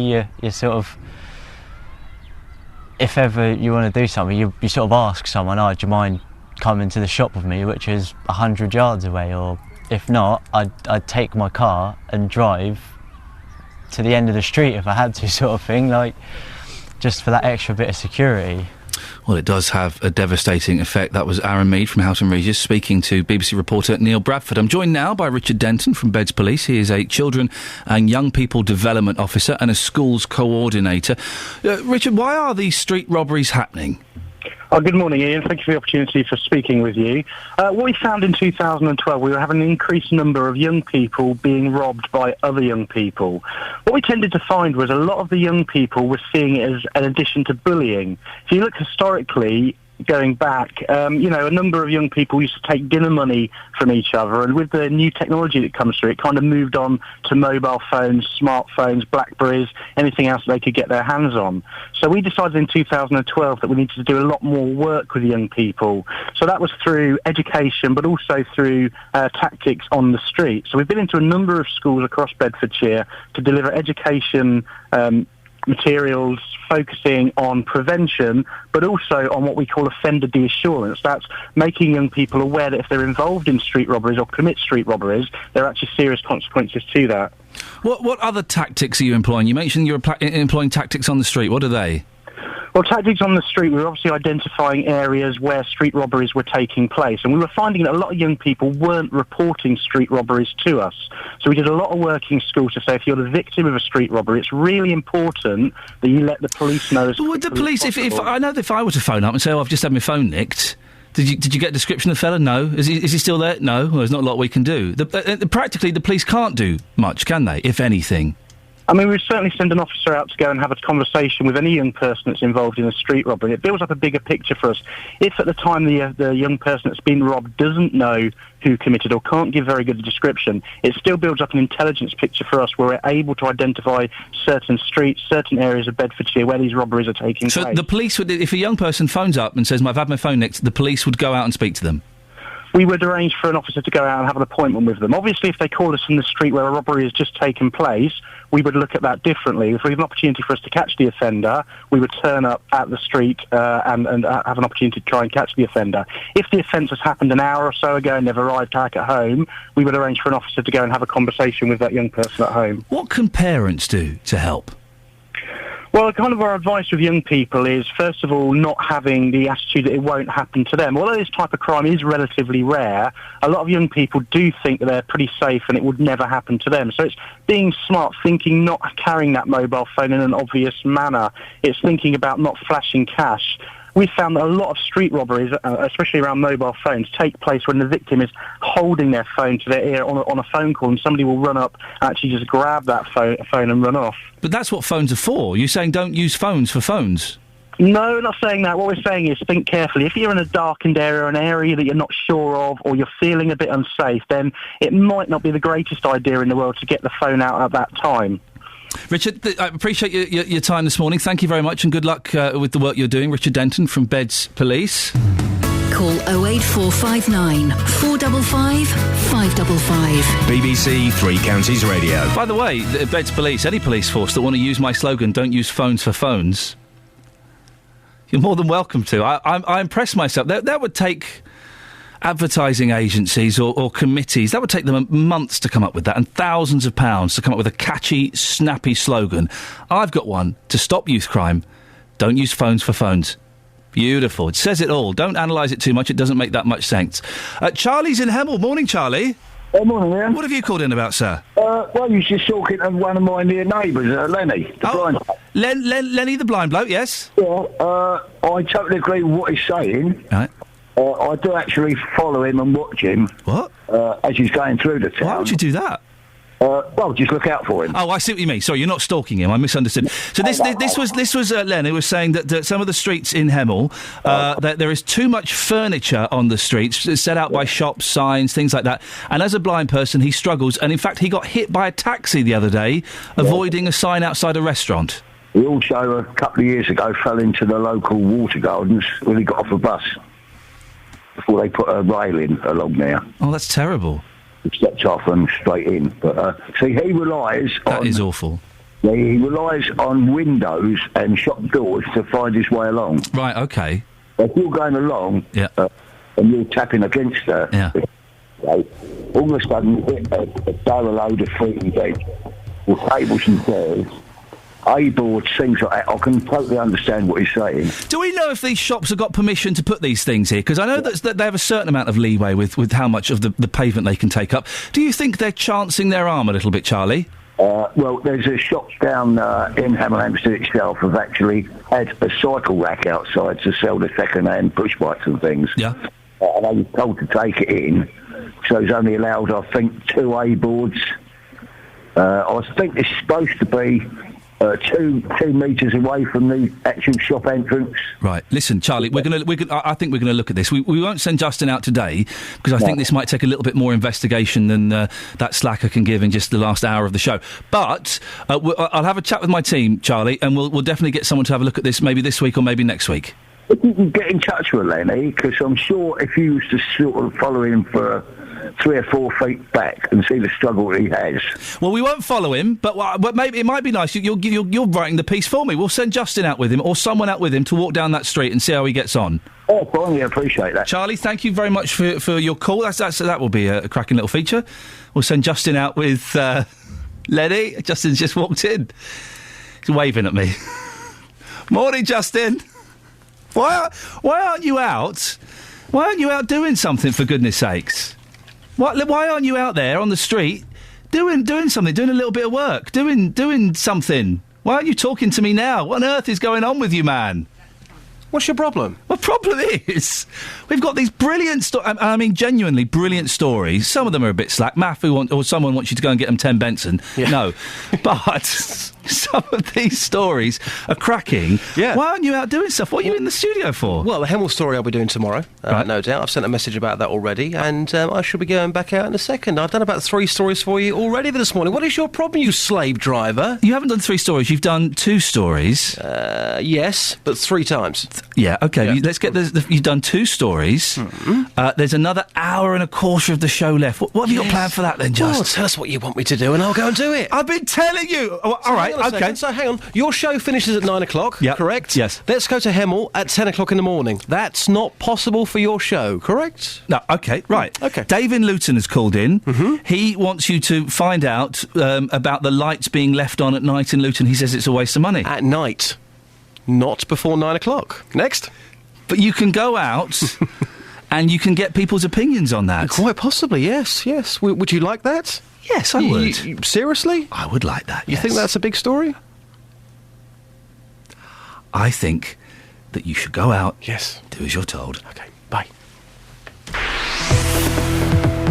Travel news for beds, cards and bugs. BBC Three Counties Radio. On the M40 southbound, there's a lane blocked. This is an accident with 2 cars involved, and it's around junction 3 at Loudwater. Do approach with care. Lane 3 is blocked. One of the vehicles involved hit the central reservation near to junction 3. Police are aware and dealing with that now. Southbound on the M1, there's slow traffic. We had an accident a little earlier this morning. That's now on the hard shoulder as you go past junction 14 at Milton Keynes. There was a lorry and a car involved in that one. Pretty slow on the approach. Tailbacks are almost back toward junction 15, past the Newport Pagnell services and back up toward Northampton. People are getting caught up in that, making their way down past there.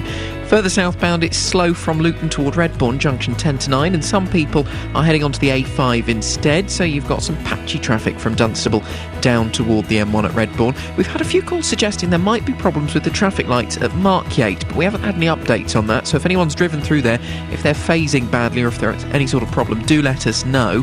The A1M southbound, looking slow from Stevenage at junction 8 and 7, and then into London, the A1 busy, Stirling Corner to Mill Hill Circus. You've got M25 delays through the roadworks, slow from the M1 to Kings Langley, busy Maple Cross to the M40. If you can update us, 08459 455 555. Adam Glynn, BBC Three Counties Radio. Adam, thank you very much. Speak to you before 8.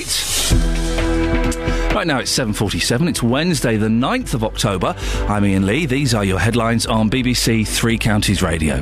Luton MP Gavin Shuker is calling on the former leaders of the EDL to apologise to the town for the hell the far-right group has put it through. The head of MI5, Andrew Parker, has said the security service is tackling terrorist threats on more fronts than ever before. In sport, Stevenage are through to the second round of the Johnstone's Paint Trophy after beating MK Dons Swans 2-1, knocking them out of the competition. Coming up, David and Goliath stories, don't we love them? A St Albans commuter has successfully sued First Capital Connect over a ticket row. Cracking story, we'll find out what it is after the weather with Wendy. Beds, Herts and Bucks weather. BBC Three Counties Radio. Yes, hello, good morning. Well, we've still got the mild weather with us. Temperatures 12 or 13 degrees across the three counties at the moment. We've also got hints of brightness on the horizon, but there will be a fair amount of cloud knocking around today, unfortunately. And we should get temperatures up to about 16 or maybe 17 degrees Celsius. So, as I say, clinging on to that milder weather, but it's all change overnight. This evening we'll see the skies clear after perhaps one or two showers here and there. And the temperature overnight will fall to 6 or 7 degrees Celsius all the time. The wind is going to be increasing from a north or northwesterly direction as well, and so a very different feel to things first thing tomorrow morning. Probably quite a lot of sunshine, but a really quite stiff breeze blowing, and temperatures only in single figures, and we'll probably only get to about 10 or 11 by the afternoon. With that, we will have a little bit of more cloud and some showers throughout tomorrow afternoon. So all in all, suddenly a very autumnal feeling day, and it sets us off on Friday and Saturday into a more sort of autumnal feel to things. There will be some showers around Friday morning, a drier, brighter afternoon, the temperature picking up a tiny bit, but it's still going to be a blustery day, and then we'll be back to around 13 or 14 degrees over the weekend, but it's still going to be rather unsettled. Yeah, so it's going to be very different standing on the train platform tomorrow morning to what it was this morning. Be prepared. Thank you, Wendy.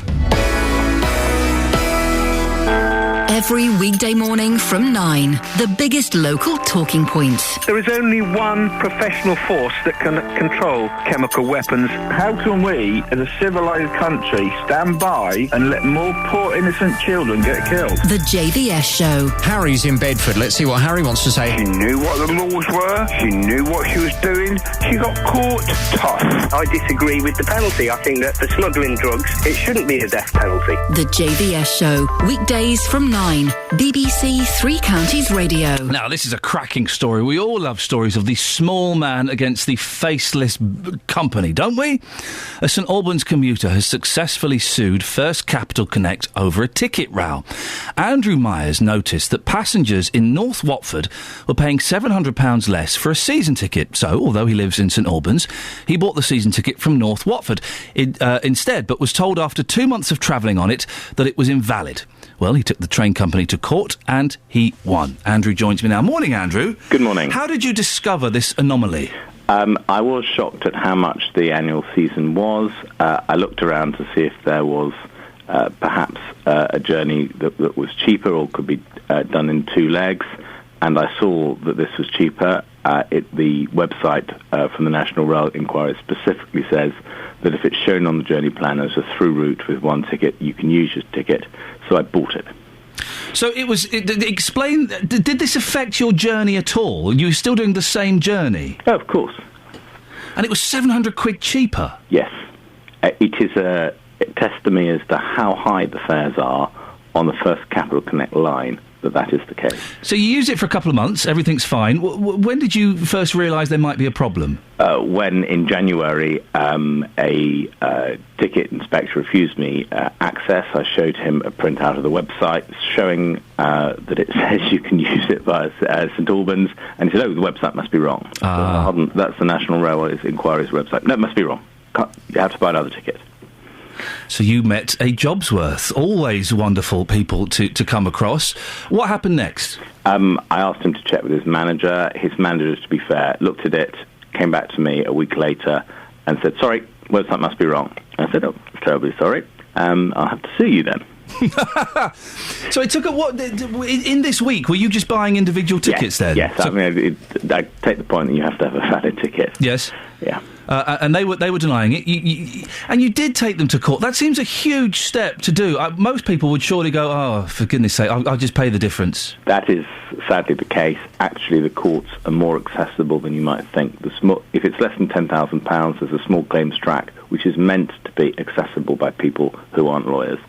Although, as it happens, I am. I see. Now I can understand why you were so keen to push it through.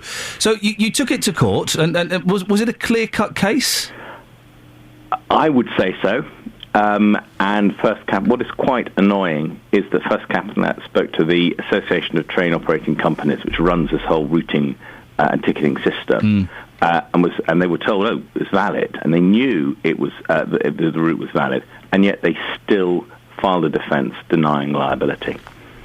And I don't think that was the right thing for them to have done. What happened at the end of the case? You obviously got the thumbs up. Towards the end, they caved. They wanted to settle on the basis, on quotes, a non-disclosure basis. Right. In other words, to gag you, so to shut you up. Yeah, that was the term. I said that's not acceptable. I went to court the Friday before last, and they'd just sort of given up by that stage. The judge found in favour. And what is interesting is normally on the small claims court, costs are not awarded, but they are where the judge has found that one party has acted unreasonably. And that's what he found in this case. So because First Capital Connect had defended the case when they knew that this was a valid route and these tickets were valid. So you got £700. So how much money did you get in the end? I got, in the end, because I had to buy the ticket and the court fees and the interest, just under £2,200. Good for you. Well done. And every time you get on now with that ticket, do you kind of give them a smug smile? I don't, but every time I go to, every time I come to the station, I do think, the small man fought and the small man won. Well, surprisingly, First Capital Connect wouldn't come on the programme this morning, but they sent us a huge statement. I will read bits of it. I'm keen to get your reaction. A passenger, that's you, uncovered a previously unknown apparent historic routing guide anomaly, right, that dated back to the days of British Rail. Clearly, we will evaluate carefully and with respect what the court has said. In the meantime, and by way of context, and then it just goes on with this interminable nonsense, we queried the issue with ATOC, the Association of Train Operating Companies. They subsequently advised us they had rectified the apparent anomaly, but that turns out not to have been the case. They're not basically putting their hands up and saying, we were wrong, Governor, sorry. No, I think it is particularly bad when a big company defends a case that's indefensible because, as you say, most people give up. I think anyone who's bought a ticket from St Albans since March, when First Capital Connect were told that this was a valid route, will ask the question, why have you sold me a ticket that is £700 a year more expensive than one that I needed? And is there any legal recourse for those people, or is it, buyer beware? It's not for me to say, right. But I would, if I was in that situation, I would say, why did you not sell me the cheapest ticket? Because I think that is very naughty, knowing there's a cheaper ticket and selling a more expensive one to passengers. ATOC have issued a statement. Tickets and travel cards from Watford North to London are not valid via St Albans. This was an error that has been corrected, and information systems are being updated as quickly as possible. Is that right? Have you checked since? It's not for me to say, but my understanding actually is that it's the Department of Transport that is considering the request by ATOC to close this loophole. Andrew, listen, thank you so much for coming on, and well done. You give hope to all of us. Well, sometimes you have to fight. You certainly do. It's a cracking story, Andrew Myers. So he was paying £700 more for his travel card, so he went and bought it somewhere else, and he got hauled up. You can't use that, sir. Listen, thank you, Andrew, for that, by the way. Train inspectors, ticket inspectors, isn't there something... There's something special about those people. They don't listen to any form of reason. I've lost my ticket. I remember having such an argument with this cocky little so-and-so on the Docklands Light Railway, a thing I'd never used before. If you ever used Docklands Light Railway in London, it's not always obvious where you swipe in and where you swipe out. They're not always obvious. And this little so-and-so, he was about 24, got on... Can I check your ticket, sir? Yep. You've not swiped in. Why have you not swiped in? I didn't know where to. Sorry. Can I swipe now? No, sir. That's going to be I had to pay a fine of like £30 or something ridiculous. And I said, look, check my ticket. You'll see. I've swiped it about 8 times today. I'm not trying to avoid paying the fare. I'm sorry, sir. You've not swiped in. Oh, for goodness sakes. Give them a suit, a hat, and a machine to hang around their neck. They become worse than prison guards in the Second World War. Getting slightly lost in my analogy there. I'll back out of that as quickly as I can. But They are tough people to deal with, aren't they? 08459 455 555 if you want to give us your stories on that. Don't forget as well, you can get in touch with me at any point during the show or after the show. You can email me, Iain.Lee, Iain. I spell it correctly, the proper way, the Scottish way, Iain.Lee@bbc.co.uk. If you want to talk about anything that's happening in the show, or if you've got any ideas or suggestions that you might want to take part in the show. We're already picked up on this story from Len in Hemel, the blind fellow who's having trouble walking down his high street. It looks like we're going to be reporting on that tomorrow. So if you've got a story for us, do get in touch. Right, this is BBC Three Counties Radio. Let's get the travel news now. Here's Adam. Travel news for beds, cards and bugs. BBC Three Counties Radio. We've still got delays on the M40, I'm afraid. Southbound still looking slow after an accident at Loudwater Junction 3. Lane 3 was the one that was blocked. They've moved the vehicles out of the way, though, but there's still congestion back to Junction 4 at High Wycombe. If you're going further into London, along the M40 and the A40, there are problems way into London as you get far down as Perivale. There was a broken down vehicle, but that's caused queues all the way back at least as far as Uxbridge and the Swakeleys roundabout, so not far from the end of the M40. M1 still looking slow southbound. There was an accident on the hard shoulder now at Milton Keynes, Junction 14. A little bit busy further down Luton to Redbourne. A5 slow through Dunstable and down past Markyate toward Redbourne. We have had reports of problems with the traffic lights through there, not yet confirmed though. A1M a bit busy past Stevenage. M25 slow through the roadworks and also busy from the M1 to the M40. If you can update us, 08459 455 555. Adam Glynn, BBC Three Counties Radio. Thank you very much indeed. Coming up in the next hour of the show, your thoughts on Tommy Robinson standing down as head of the EDL. Is it good news? Or are you slightly suspicious of his motives? Here's Catherine with the news. Local and vocal across beds, hearts and bucks. This is BBC Three Counties Radio.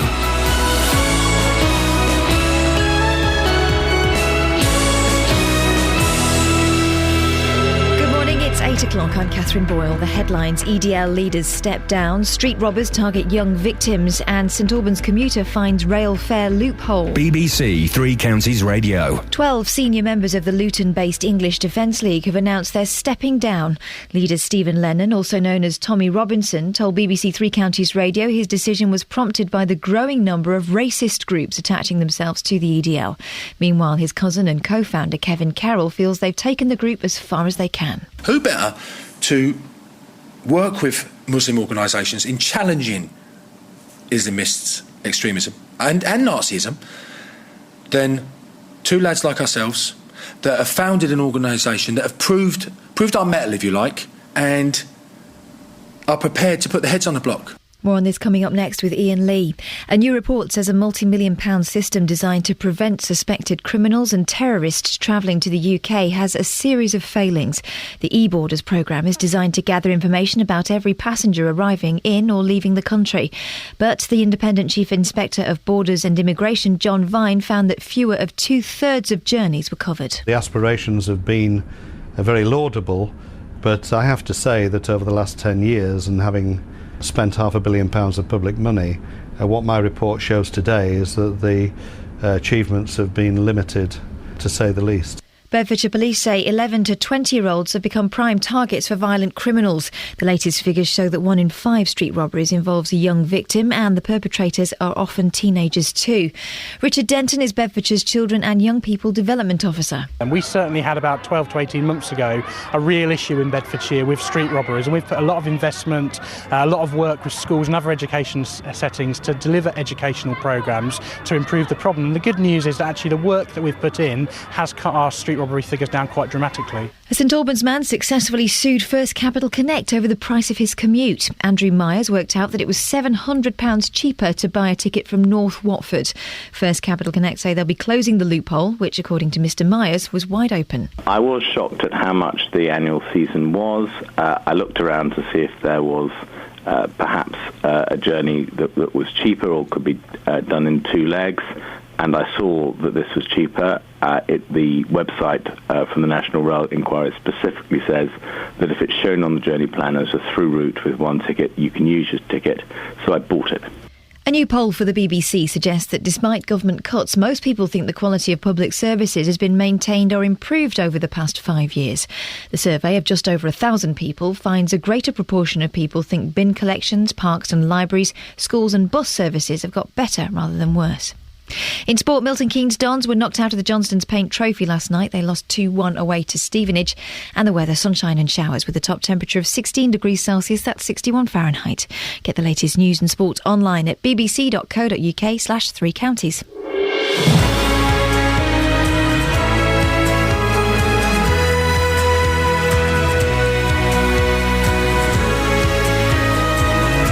Morning, this is Iain Lee, BBC Three Counties Radio.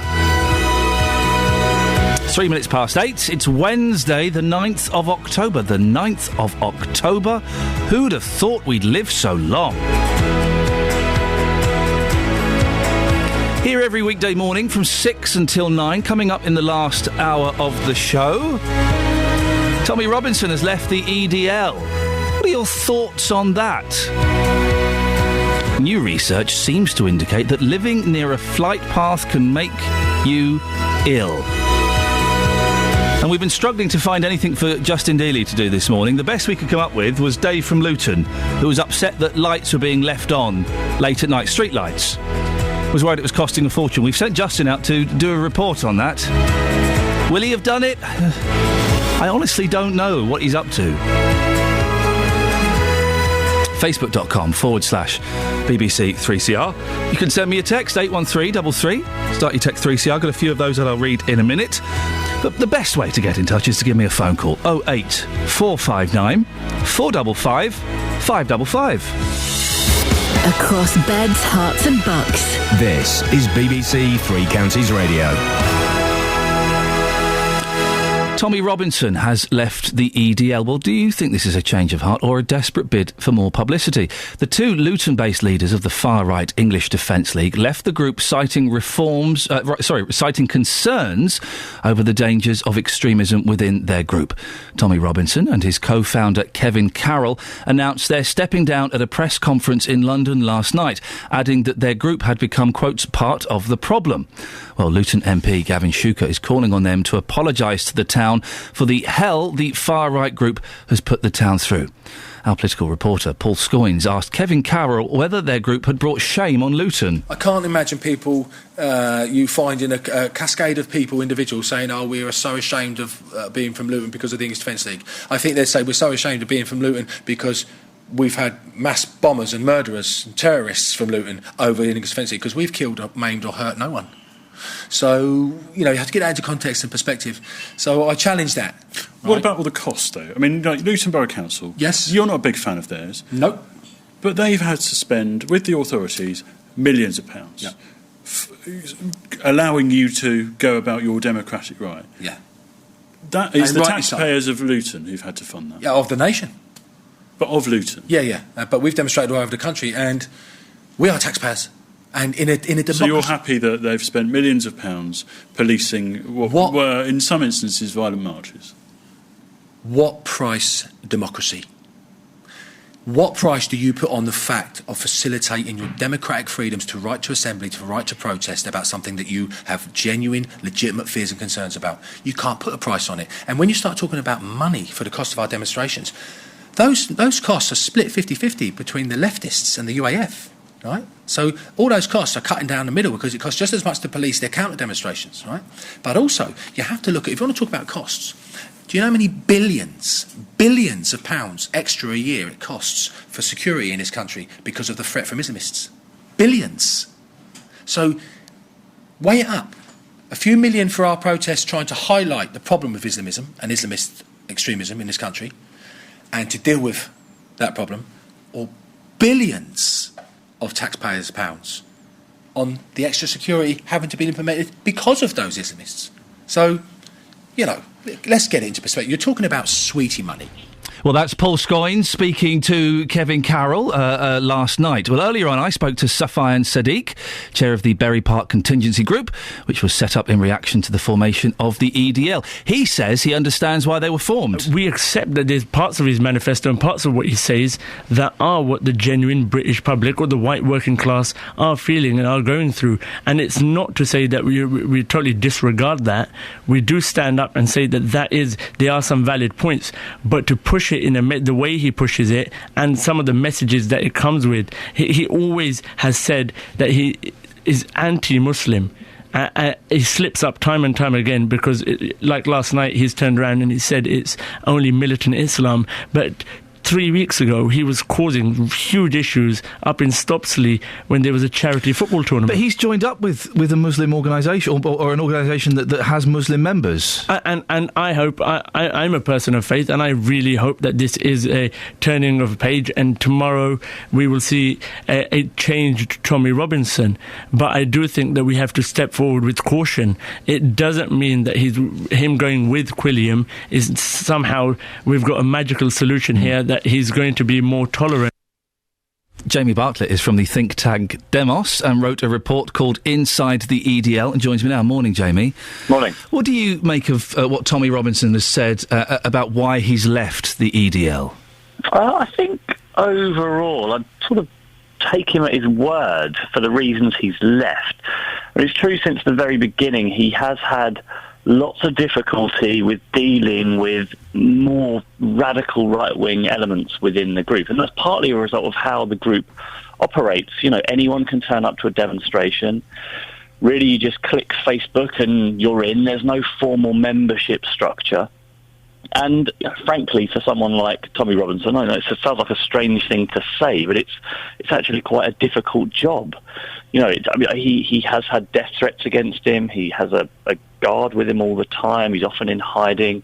I hope, and like I said, I take him at his word, but I hope what he's seeing and what he's saying is that there are better ways of trying to change society than going out and getting into brawls on a Saturday afternoon.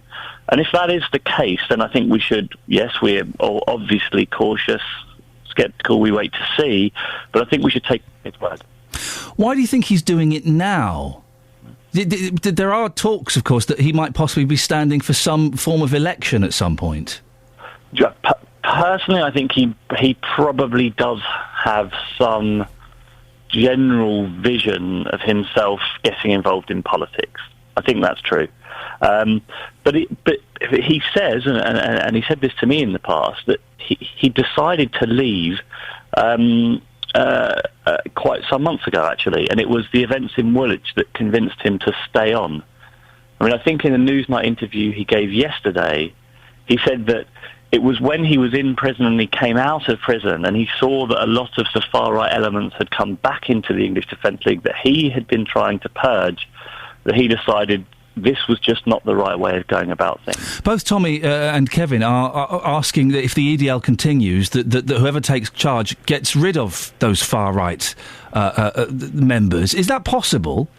I don't think it is possible. I think the way that the group operates is that inevitably it attracts all sorts of very different people, and it's very, very hard to control. The reality is that when you're in charge of an EDL region, you need numbers. You need numbers on the street, and you can't control who turns up to your demonstrations very easily. You can certainly try, but it's extremely difficult. The reality is that Tommy and Kevin Carroll are really sort of spokespeople for a number of regional divisions of the English Defence League, all of which are often quite different. I can't see a natural heir coming up and taking over the group as a whole. I think it will probably stay more as a collection of smaller EDLs that will be doing their own thing. There was a significant number of British press, but also press from all over the world at the press conference last night. They have, Tommy Robinson at least, has gone global, hasn't he? He has, yeah, and you know, it's quite a remarkable story. I mean, in some ways, the English Defence League is one of the first, as I see it, it's one of the first sort of social media groups that's actually begun to have a proper sort of impact in the real world. the English Defence League has tried, I think, to draw on a broader base of support across Europe, especially of disgruntled people that feel like there's some kind of creeping Islamisation going on across Europe, and that actually sort of white working class lads are the people that have got to try and stop it. And so you've seen defence leagues modelled on the EDL popping up across Europe over the past few years. It must be said, though, that none of them has been anywhere near as big or as successful as the original. This creeping Islamisation of across Europe that Tommy Robinson is so against, is there evidence that that's actually happening? Well, the interesting thing about this question, I think, is when you speak to members of the English Defence League, and I've spoken to lots of them, they will say that it is, and they will say that, and they will point to lots of articles from mainstream media all the way to niche and sometimes quite strange blogs, seeming to illustrate that is taking place. But they would say that, wouldn't they, the members of the EDL? Yeah, but that's the point. And nowadays it's quite easy to surround yourself with any media that you like online, which seems to justify your point of view. And if you like, I don't see the reality of a creeping Islamisation. I do see that we have a problem with Islamist extremists in some parts of the country. I do see that we have a problem with Islamist terrorism in some parts of the country and in some parts of Europe.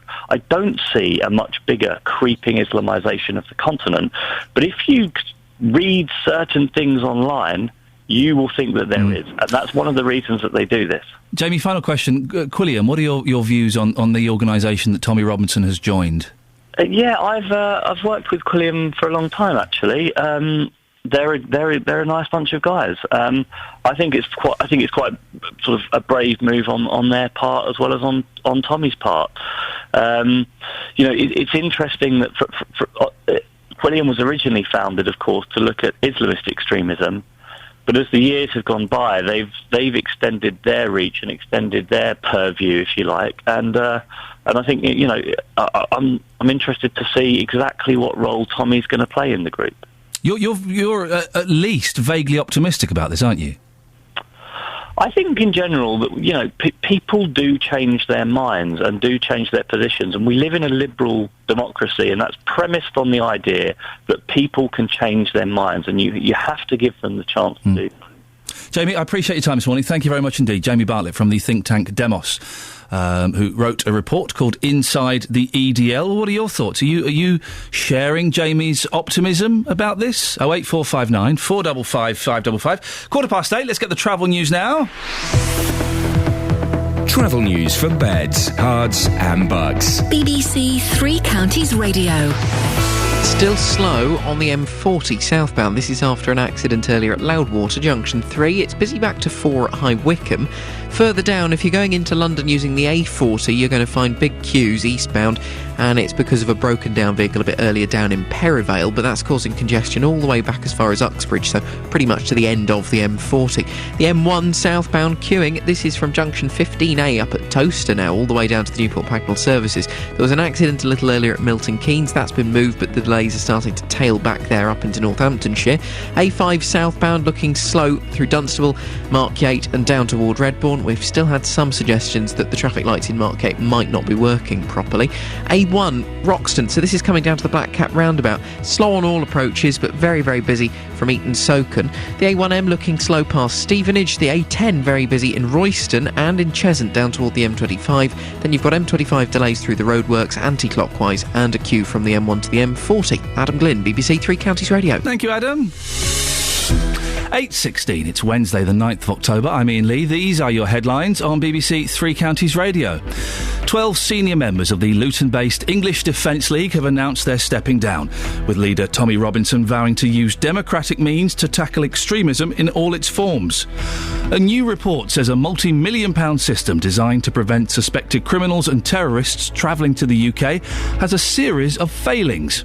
In sport, Stevenage are through to the second round of the Johnston's Paint Trophy after beating Milton Keynes Dons 2-1, knocking them out of the competition. Coming up, according to new research, you're more at risk of having a stroke or getting heart disease if you live near an airport.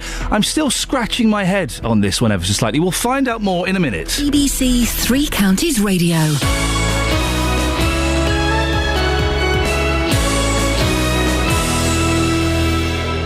Roberto Perrone on BBC Three Counties Radio. If you're at home, sit back, because this is going to be very, very interesting. You've got the selfie, the legsy, the bumsy. You're going to start that trend. Roberto Perrone. We seem to be heading headlong into war again. We're very keen to stop this from happening. We don't know where this might lead. The lie that took us into the Iraq War could become a shocking truth in this one. Roberto Perrone. Weekdays from 3 on BBC Three Counties Radio. Now, yesterday he snuck in the studio like at some form of radio ninja. Not today, Ollie man. No, I did the opposite of ninja work. You clunked in like a samurai laden down with armour and a sword, and I saw you coming in. So you're not making me jump today. That's right. I prepared the groundwork. I went in. I asked the team. I said, "Can I go into Iain now? I don't want to distract him. I can see he's in focus mode."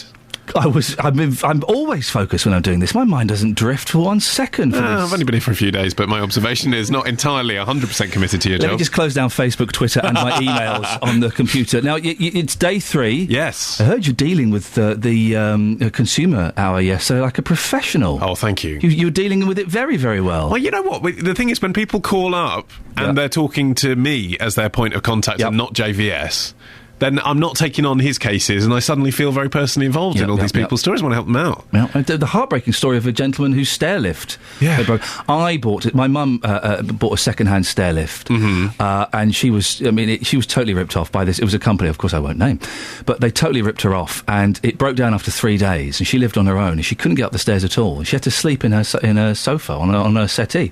And I phoned up this company and said, when are you going to go and fix it? We can get out there in 10 days' time. It's remarkable, isn't it? There is a lot of lax care around stair lifts. So I felt very sorry for that woman and her poor husband. Yeah, Doris, this was. Yes. We're going to try and get an update from her later in the week to find out what's happening with that. She did buy it second-hand, though, on an online marketplace. And also, I'm surprised, because stair lifts, they have to fit precisely. Yeah. The stairs, you kind of have to have them built.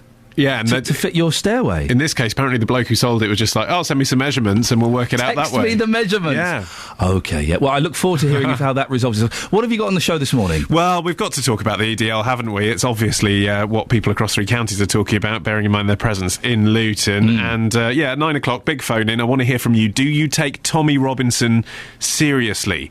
Tommy Robinson and his right-hand man have left the English Defence League over fears the groups became too extreme. Tommy Robinson told the BBC it's still his aim to counter Islamist ideology, but with better democratic ideas and not violence. His decision follows discussions with the Quilliam Group, who describe themselves as a counter-extremism think tank. Mohammed Shafiq is chief executive of the Ramadan Foundation. He's told the BBC he won't take Tommy Robinson seriously until he rejects his fascist views on Islam and Muslims. So I just want to put that to you, really. Do you take him seriously? Now that Tommy Robinson has left the EDL, are you interested in what he has to say? Do you believe him? Will he become a more mainstream figure? Ultimately, do you take Tommy Robinson seriously? 08459 455 555 is the number to call. You can text 81333, email jvsshow@bbc.co.uk and tweet me at Ollie Mann. Ollie, thank you very much. Thank you. Call 08459 455 555. BBC Three Counties Radio. We've got a text on Tommy Robinson. Iain, the EDL wouldn't have been started if the Soldiers' March hadn't been disrupted by Muslim extremists. Blame the police for letting it happen. Well, you can give us a call on your views on that now. 08459 455 555. You can also speak to Ollie, who's sitting in for JVS all this week and doing a darn fine job. I think you'd have to agree. Now, do you think that living near a flight path can make you ill? Well, according to new research, you're more at risk of having a stroke or getting heart disease if you live near an airport. This is what it would sound like. This was recorded in Breachwood Green in Hertfordshire. Researchers from colleges in London looked at people living near Heathrow Airport and found that the noise from the aircraft could contribute to ill health by raising blood pressure or by disturbing people's sleep. Well, our reporter Justin Dealey has been to the village of Breachwood Green. Morning, Justin. Ian? What have people been saying to you? Well, the planes are that close that you can actually see the pilots. It's a really bizarre experience. Really? Yeah, seriously, you can. You can see the pilot that clearly. You're standing in somebody's back garden. It's actually, for me, quite a scary experience. Now, these people in that village, they do feel stressed. They also have a lack of sleep. Here's a brief recap of what they told me yesterday. I can honestly say I don't think I've had a whole night's sleep without taking sleeping pills in a year. Seriously? Honestly. So it's strange. There's a TV programme on the moment about anxiety attacks and panic attacks and stress, and that's exactly what you get from this, because you never know when the next plane's going over. Sunday night between 9 and 10 there'll be 4 or 5 planes. We have to pause your TV because you can't hear. We're not running as far, we're not going to the gym because you feel tired. You go to bed, you know you'll be woken up during the night a few times. You know by 6 o'clock you've got planes going off every 10, 15 minutes. Does make me angry when they're really noisy and they wake you up and then you can't get back to sleep again. And I mean, it can't be good for the young children. And I mean, there must be a lot of pollution coming out of these planes as they go over as well. Well, let's put it this way, that if you're sitting indoors in the winter time with the double glazing shut, you need the volume control to put the volume up. It's not something you would have by choice. We've had it inflicted on us. As we look out right now, we can see open green fields. It's an absolutely fabulous village, but with the amount of aircraft going over, are you worried about your health? Genuinely worried about your health? It makes you think about it a bit at times, because my pond there gets oil on top of it, which obviously comes from the aircraft, spots of oil come on it. And also, when the wind's in the right way, the kerosene comes down the valley here.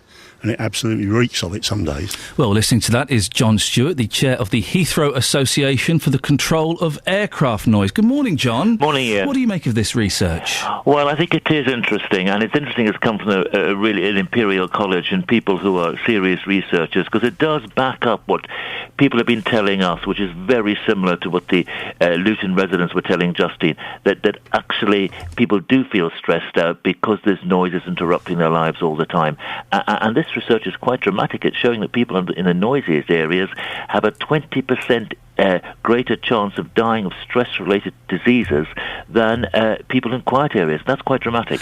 What stories have you heard of people's lives being affected by the noise? Very, very similar to what we were hearing just now. People saying, they're out in their garden and the planes are interrupting them all the time. They have to adjust their television set. They have to go indoors and outdoors, and do they open the windows or not? And it's that kind of, it's not dramatic stress, it's that day-to-day constant worry, which I think is the cause of it. We've had a few texts. This is one from Chris. I'm afraid, Chris says, I'm afraid people that know the full repercussions of living near airports know what they are letting themselves in for. It's the public that use small airports for cheaper flights, causing more air traffic, so no sympathy. So a lot of people say, well, if you live near an airport, you move near an airport, it's kind of your fault, isn't it? There's some truth in that, Ian. I think there's two things people would say. First of all, people at Luton or at Heathrow never expected as many planes as they get right now. And the other interesting thing about this research is that they're saying people at Heathrow living as many as 20-25 miles from the airport can be affected. Now, people there wouldn't ask, am I under a flight path? So there's some truth in what's been said there, but many people didn't expect it to be as bad as it is today. How has it affected your life personally, John, the noise? It quite dramatically. I mean, I was one of those people living many miles from Heathrow, and the flight paths were changed, so in a sense the planes came to us and we didn't go to the planes about 15 years ago, and suddenly there's one plane every 90 seconds. And from not really being concerned about noise, you think, oh my God, I can't escape this. You know, when you go home at night, you often want to shut the door to the world. You know, have your own peace and quiet, have your own time, and that's what you can't get anymore.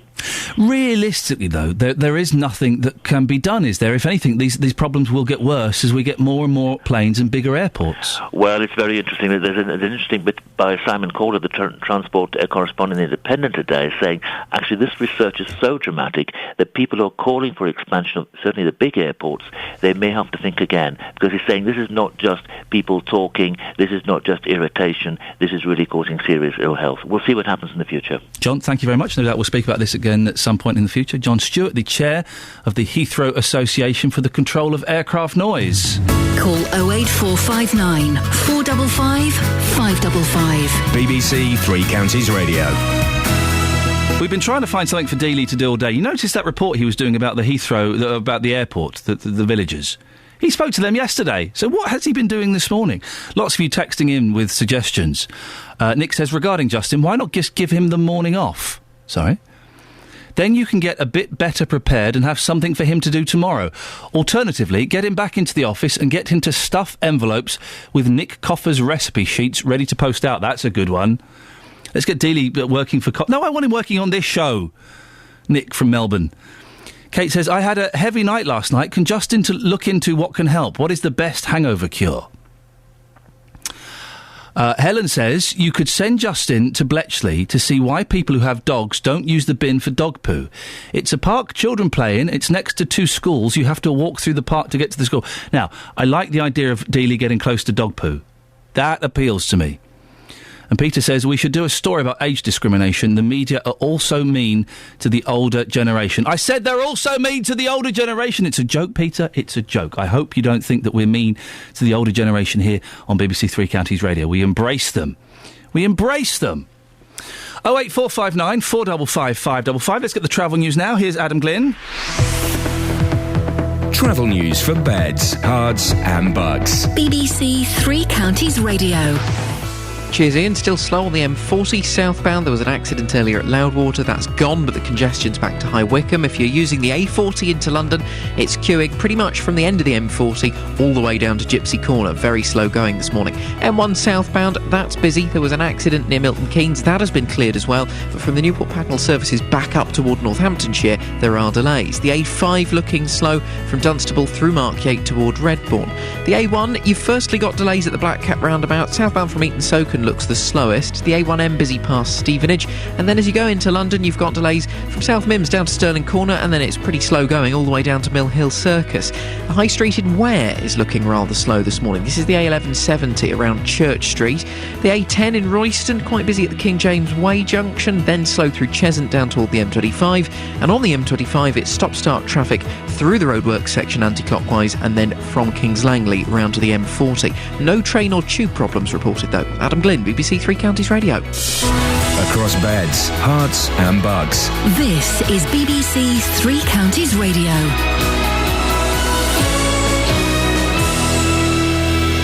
Good morning with the 8:30 headlines. I'm Catherine Boyle. 12 senior members of the Luton-based English Defence League have announced they're stepping down, with leader Tommy Robinson vowing to use democratic means to tackle extremism in all its forms. A new report says a multi-million-pound system designed to prevent suspected criminals and terrorists travelling to the UK has a series of failings. And Bedfordshire police say 1 in 5 street robberies in the county now involves a young victim, and the perpetrators are often teenagers too. Three Counties Sports. BBC Three Counties Radio.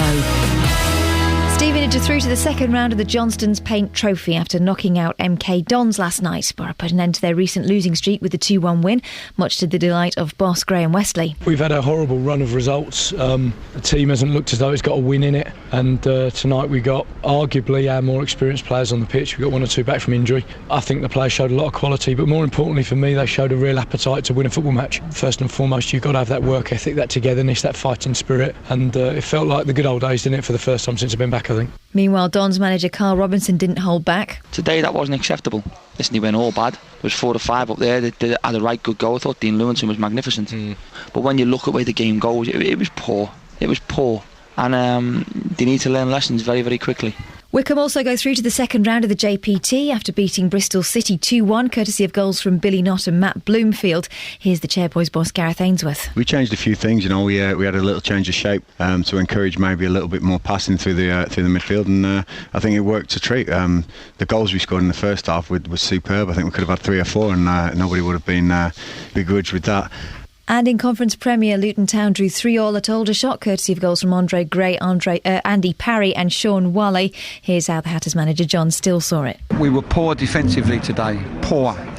Not as a unit, but individuals. Individuals were poor. Give away too many free kicks in our third. Didn't defend the balls well enough. And was very unconvincing.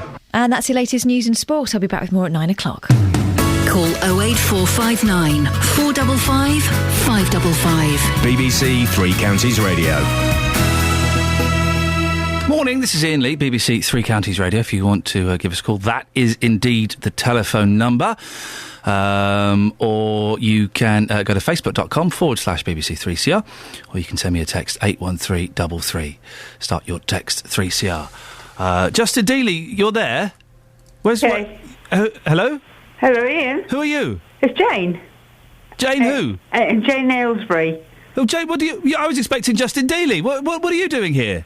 I've got a suggestion for Justin. Oh, why is this not on my screen? Sophie Solaria, you're fired.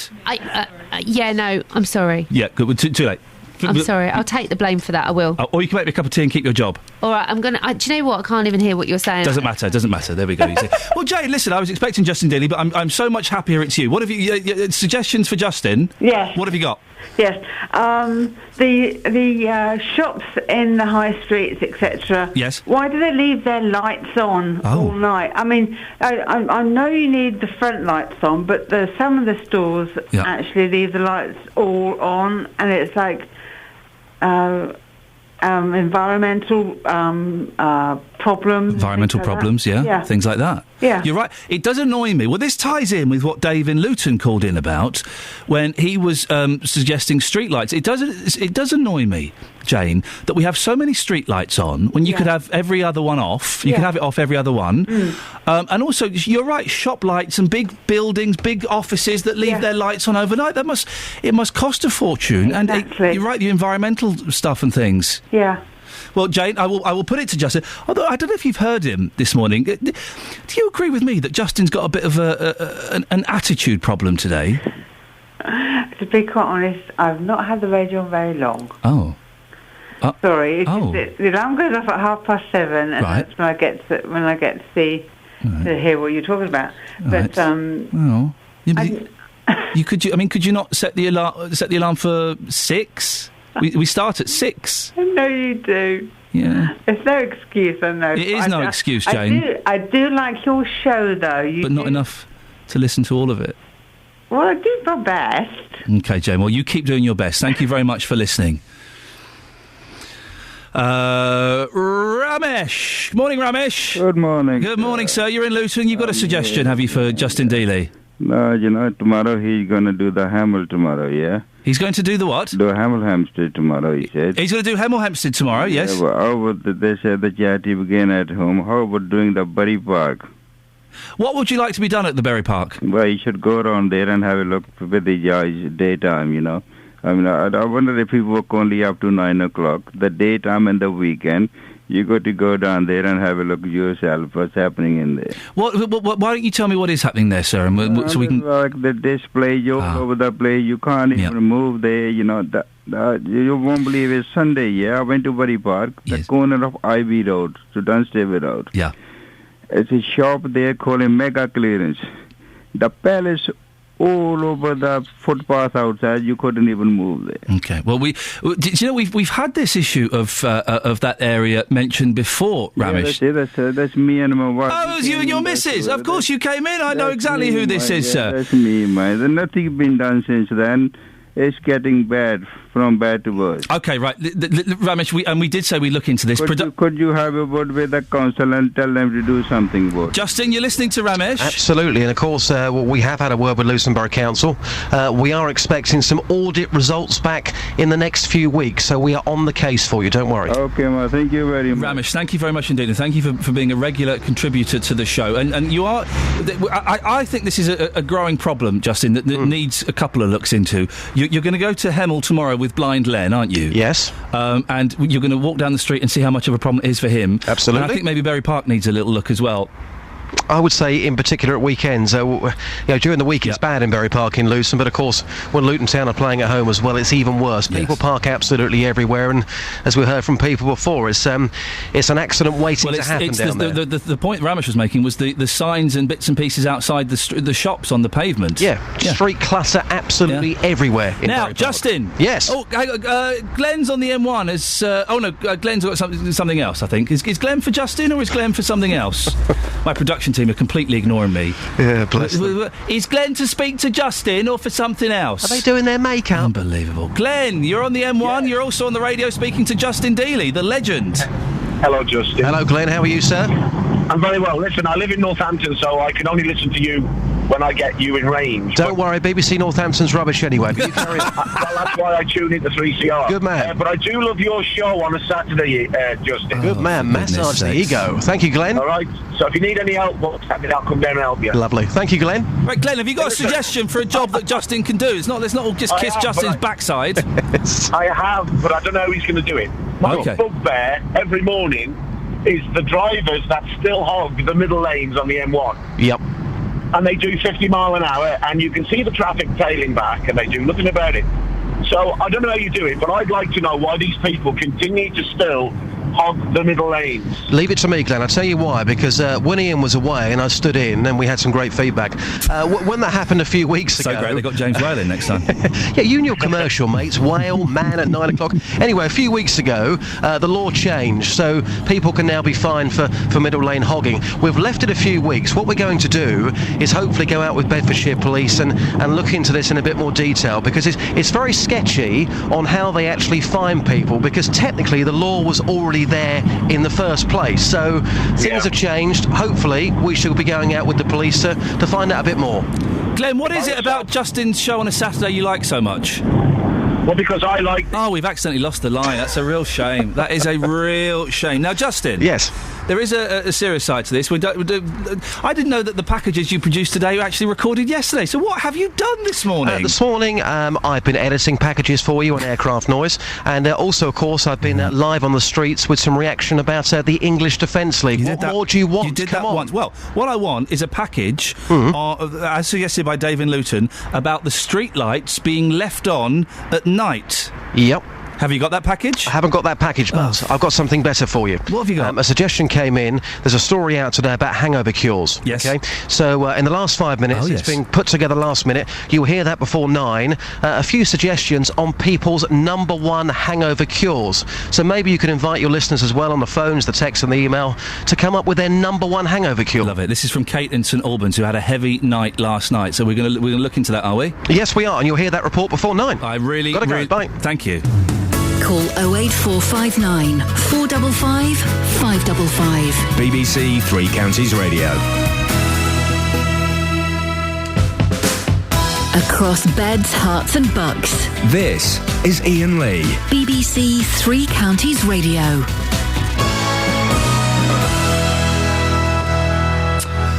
Uh, 08459 455 555 is the telephone number if you want to give us a call. I'm just going to do a little bit of magic on the computer because it's not done what I wanted it to do. So I'm just going to pull this down here. No one will notice a thing. And I'm going to pull this one down here. No one will notice a thing.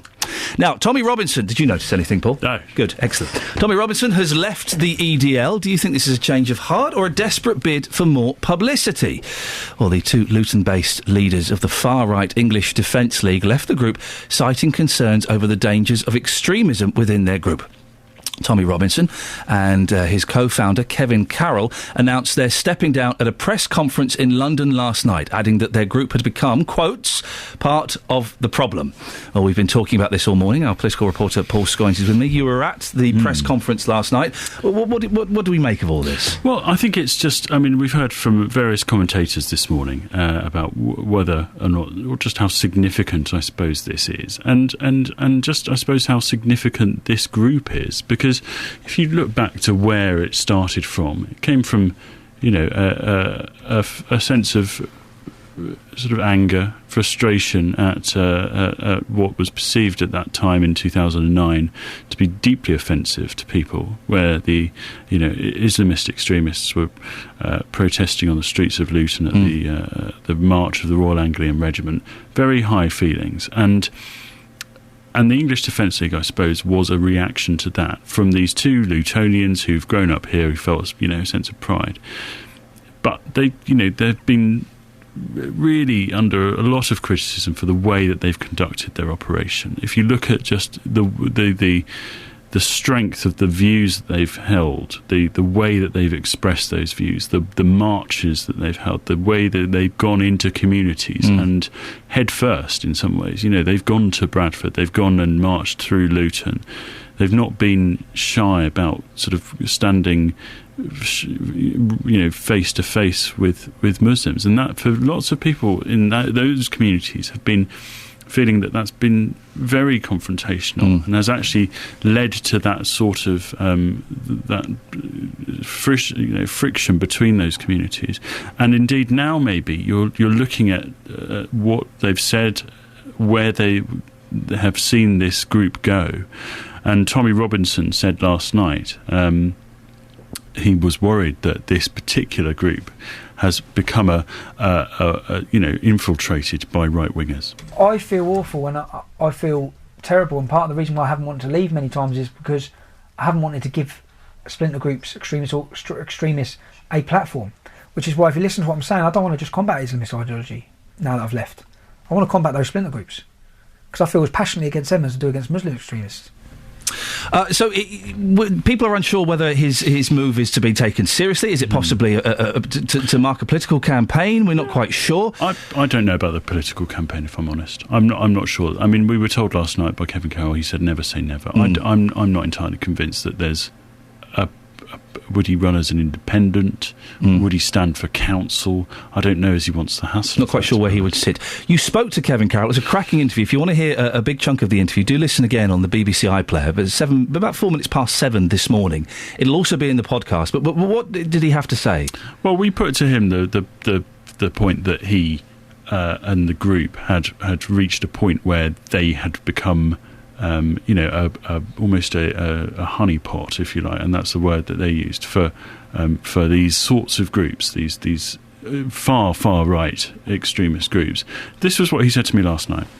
We still had control of it. This is what we're saying. But Tommy said he didn't want to be the face of an organisation. Just an organisation that allows them to come in as soon as we stop showing up. Now, you have to get it right.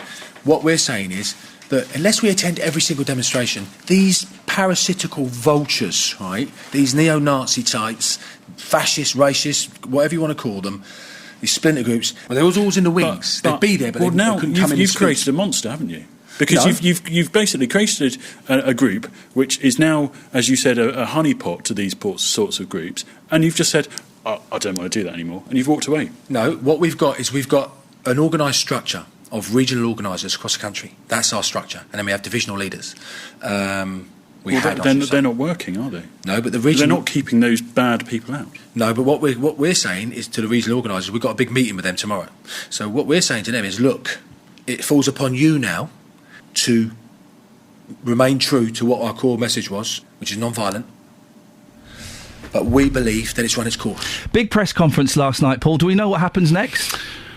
Well, I think it's a case of wait and see, really. Right. I mean, this Quilliam group are going to try and do some more work with them, and I think that they are going to try and see if they can perhaps broaden the number of people who become involved with that.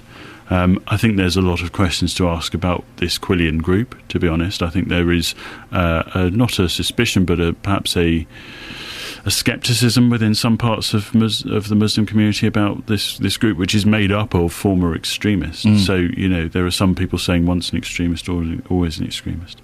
Tommy Robinson, a.k.a. Stephen Lennon, is going to be part of a BBC documentary called When Tommy Met Mo, and that's coming on our screens at some point. He was saying today, although I've checked the Radio Times listings and the BBC One listings and 2 and 4 and 3, and there's nothing scheduled for today. So unless something happens later, I don't know. But that will be interesting, and that he says shows the journey that he's been on to come out of this. Okay. To come out of this group. So, Paul Scoins, thank you very much indeed. Lovely to see you too. 8:46, BBC Three Counties. Let's get the travel news now. Travel news for beds, cards and bugs. BBC Three Counties Radio. Still pretty busy on the M40 southbound. The delay's now roughly Stoke and Church to High Wycombe junction 5 to 4, not helped by an accident a little earlier near junction 3 that's long gone. And if you're using the M40 and the A40 to get into London, you're going to find it very slow going once you come off the end of the M40. It's pretty solid down the A40 from Uxbridge all the way to Gypsy Corner. A5 southbound, slow moving this morning from Dunstable to Redbourne, coming down to the M1 through Markyate.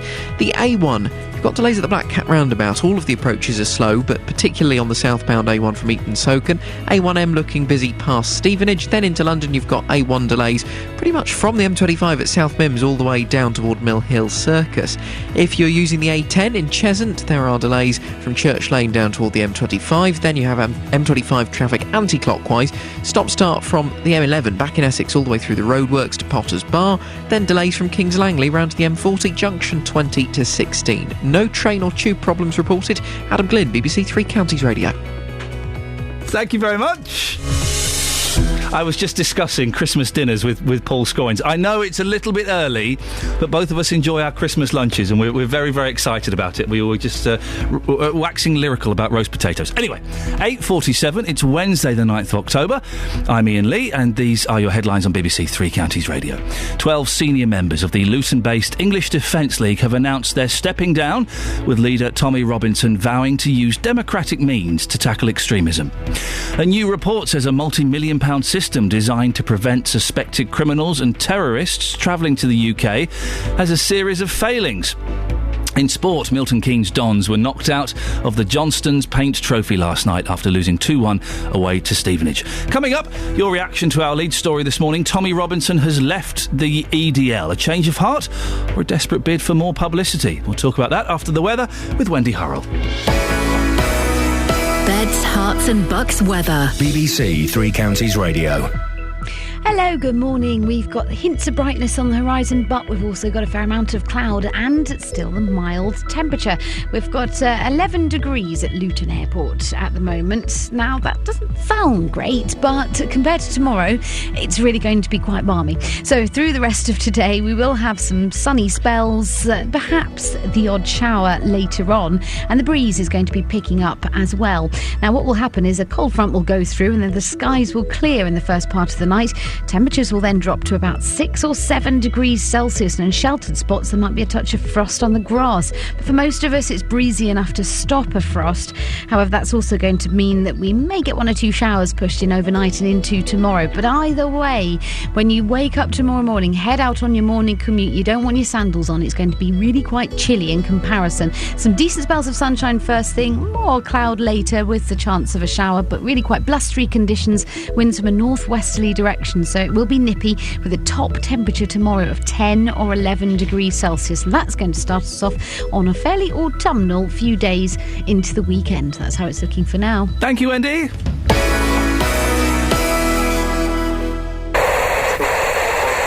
Interesting Katie Hopkins, who's a businesswoman and a broadcaster. Isn't it annoying when you just miss the end of something? Those are the headlines. There's a full bulletin at 4. You have to turn the radio off. Or there's just so many interesting things, you don't have time to listen to them all. There's a lady here. Hello, have you got the treasure for me? Have the treasure. I lost him when I was 11 and he's certainly made a great impression on me. Then why not use BBC iPlayer Radio? She developed a cocaine habit that cost her over £120 a day. You can listen again to our programmes and even see what our presenters look like. You look like Mr. Stamper from a James Bond film. Head to bbc.co.uk/Three Counties and make BBC Three Counties Radio unmissable. Morning. Tommy Robinson has left the EDL. We've been talking about it all morning. Now it's time to get your views on this. Tim is in Milton Keynes. Morning, Tim. Good morning. Tim, what do you make of Tommy Robinson standing down and joining the Quillian organisation? Well, what I make of him, well, after so many years, after wasting police time, resources, council blocking roads, etc., and at the same time creating a monster group of divisional leaders, etc., if he couldn't handle them, what makes him think now that if he's joined against extremism, when he's been fighting against it, and with them, what's going to change now? Do you not think, though, that what he said actually makes sense? He started the EDL, according to him, with the best intentions, and it has become a monster that he can't control anymore, and that by joining something like Quillian, it's a better established group as opposed to just a Facebook page. Yeah, okay, it's a better established group, but at the same time, he's created the EDL. So when it comes to extremists, the EDL know everything about him and his family, the 12 members, the heads. Are his family safe now? What he's doing? Well, I don't know if his family are safe. Right. Well, obviously the EDL are going to retaliate against him, and at the same time, you've got. So, what do you think, Tim? What do you think Tommy Robinson should do then? Just disappear? No. What I think Tommy Robinson should do then is wake up, because at the end of the day, I'm not being disrespectful. All this publicity, etc., you get paid from the papers, etc. He's fighting a losing cause, because you've got Africans out there, you've got Somalians, etc., you've got Muslims. Everybody's extremist. But when the word Muslims comes into effect, there are so many Muslims in the world, Pakistanis, Iranis, Egyptians, they're all fighting against each other. But why should the world fight? Why can't we live as two people? We've got the same eyes, hands, mouth, etc. We've been made, we've been created from the Almighty above. Tim, let's live the life. Tim, stay there. I want to bring Akbar in Luton into this. Akbar, what's your reaction to Tommy Robinson leaving the EDL? Good morning. Good morning. My reaction to this is that I take my hat off to the population of Luton who never supported Tommy Robinson and EDL in any significant way. And I think he has taken the EDL to the extent he could. And I think he ran into a blind alley, and he couldn't sell his fake product anymore, and he has obtained massive publicity by this, and now I feel he's trying to chart a political route for himself. And I disagree against that. Go on, Tim. I disagree against he's been making a fake product. Tim Robinson tried his best to make the EDL against Muslim extremists. Yeah.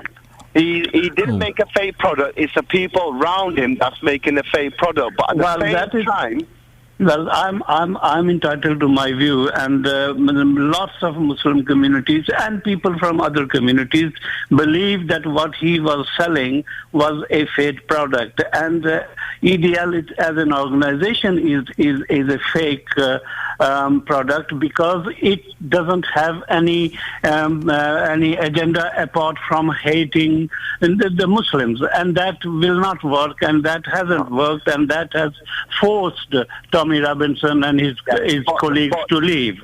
But I respect your views, sir. I respect your views.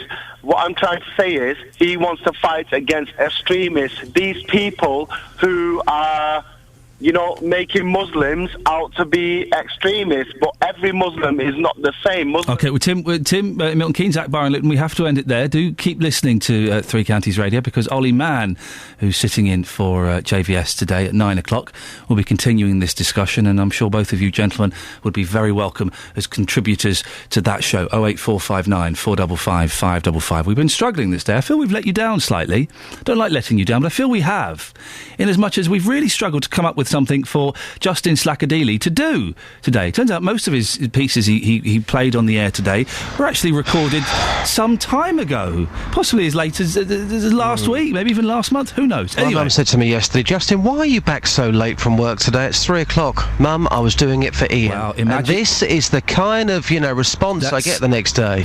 You've just alienated yourself from every hard-working listener to this show. You get back at work at 3 o'clock. Wow, people would dream of that. But I'm in at 5 o'clock every day. No, you're not. Oh, I am. No, you're not, mate. You're not. I'm in the office when you come in. I know exactly when you come in because you ordered the team to make you some coughs with 3 shugs. Yeah, Anyway, that is true. Yeah. we were looking for stuff. Kate came up with a suggestion. I had a heavy night last night. Can Justin look into what to help? What is the best hangover cure? You have been researching this, haven't you? Yes, I have. Now, this was tough, Ian, because I didn't have much time to put this together. It was pretty desperate, to be brutally honest. So, once again, you are going to hear from Intercom Man. But I have been out onto the streets asking people about the best hangover cures, and here's what happened. It's a very loud car behind us. Madam, name me a good hangover cure.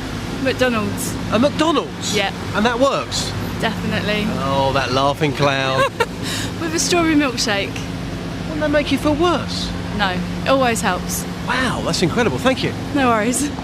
Morning, sir. How are you? No. Can't answer any questions. Really? It's about hangover cures. No. This is a driving test centre. Please, can you leave? Can you leave, please? Well, there's a man walking down the street doing his tie on the way to work. What's your name? Jake. Jake, come on, give me a decent hangover cure. Decent hangover cure. Fry up. Come on, that's a bit cliche. It is, isn't it? Come on, Sam, give me a decent hangover cure. Help me out here. Big fried breakfast. A big fried breakfast, the full shebang? Yes. So, I want to talk to you about hangovers. No. Cornflakes. Absolutely gorgeous. Fresh air. Plenty of fresh air. Go for a walk. When I think about fresh air, when I'm hungover, as soon as I hit the fresh air, whew, makes me feel ill. It gets it out of the way, doesn't it? Job done. Otherwise, it just drags on and on. What would you like to do today?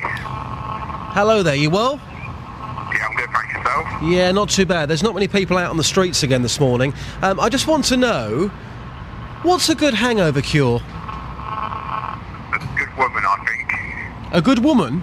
Yeah, that's normally a good hangover cure. Okay, anything else? A good breakfast, if you got one. This is great. Yesterday you wouldn't reveal information over the intercom. What's changed? A bit better mood today. Lovely. Can I come back tomorrow? Yeah, you can. I'll be here again tomorrow after 7. Lovely. Really appreciate your time. Thank you very much. Right, see you later. Hey, listen, because he didn't want to talk to you yesterday. You're like the horse whisperer. You're bonding with this guy. Seriously, I reckon this could be a regular feature, the intercom of the day. Instead of going out into the streets, we just press any random intercom and see what we find next. Fantastic. I love it. Well, Justin, listen, you have done well this morning. You rose to the challenge and you almost fulfilled. So thank you for that. Ian, always a pleasure with you. Thank you very much. That's Justin Daly, finally doing some work. Well done. Hopefully that'll buck him up for the rest of the week. Thank you to everyone who took part in the show this morning. What a lot of feedback. I sounded like Ken Dodd then. What a lot of feedback. Let's get the travel now. Here's Adam. Travel news for beds, cards and bugs. BBC Three Counties Radio. Cheers, Ian. I've hardly had to mention the trains this morning, but that's just because they've been running really well. No problems on the rails through the 3 counties. Routes down toward London all looking fine, and indeed the tubes all seem to be running pretty well at the moment as well. No Metropolitan line delays, certainly. M40 southbound. The worst of the delays have now gone from Stokenchurch to High Wycombe. Still very slow, though, if you're using the A40 into London, with queues from the end of the M40 near Uxbridge all the way through to Gypsy Corner. A5 southbound slow moving from Dunstable to Redbourne. The traffic lights in Markgate, we have had suggestions they may not be working properly, but no confirmation on that, I'm afraid. A1 through Roxton, very slow. This is coming down to the Black Cat roundabout from Eton Soken. Busy then as you make your way into London on the A1, with some delays from the M25 at South Mims down towards Stirling Corner and then Mill Hill Circus. M25 anti-clockwise, busy through the roadworks section, also slow Chorleywood through to the M40. Adam Glynn, BBC Three Counties Radio. Thank you very much, Adam. Right, that's it. That's your lot from me. Don't forget, you can download the podcast from iTunes. Type in Iain Lee BBC. It pops up. You can email me, ian.lee@bbc.co.uk. Ollie Mann is up next. Until tomorrow, from me, ta-ta.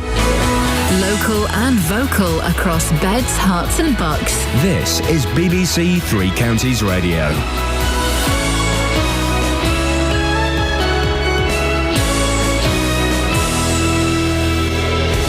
Good morning, Ollie Mann here, standing in for Jonathan this week on the JV.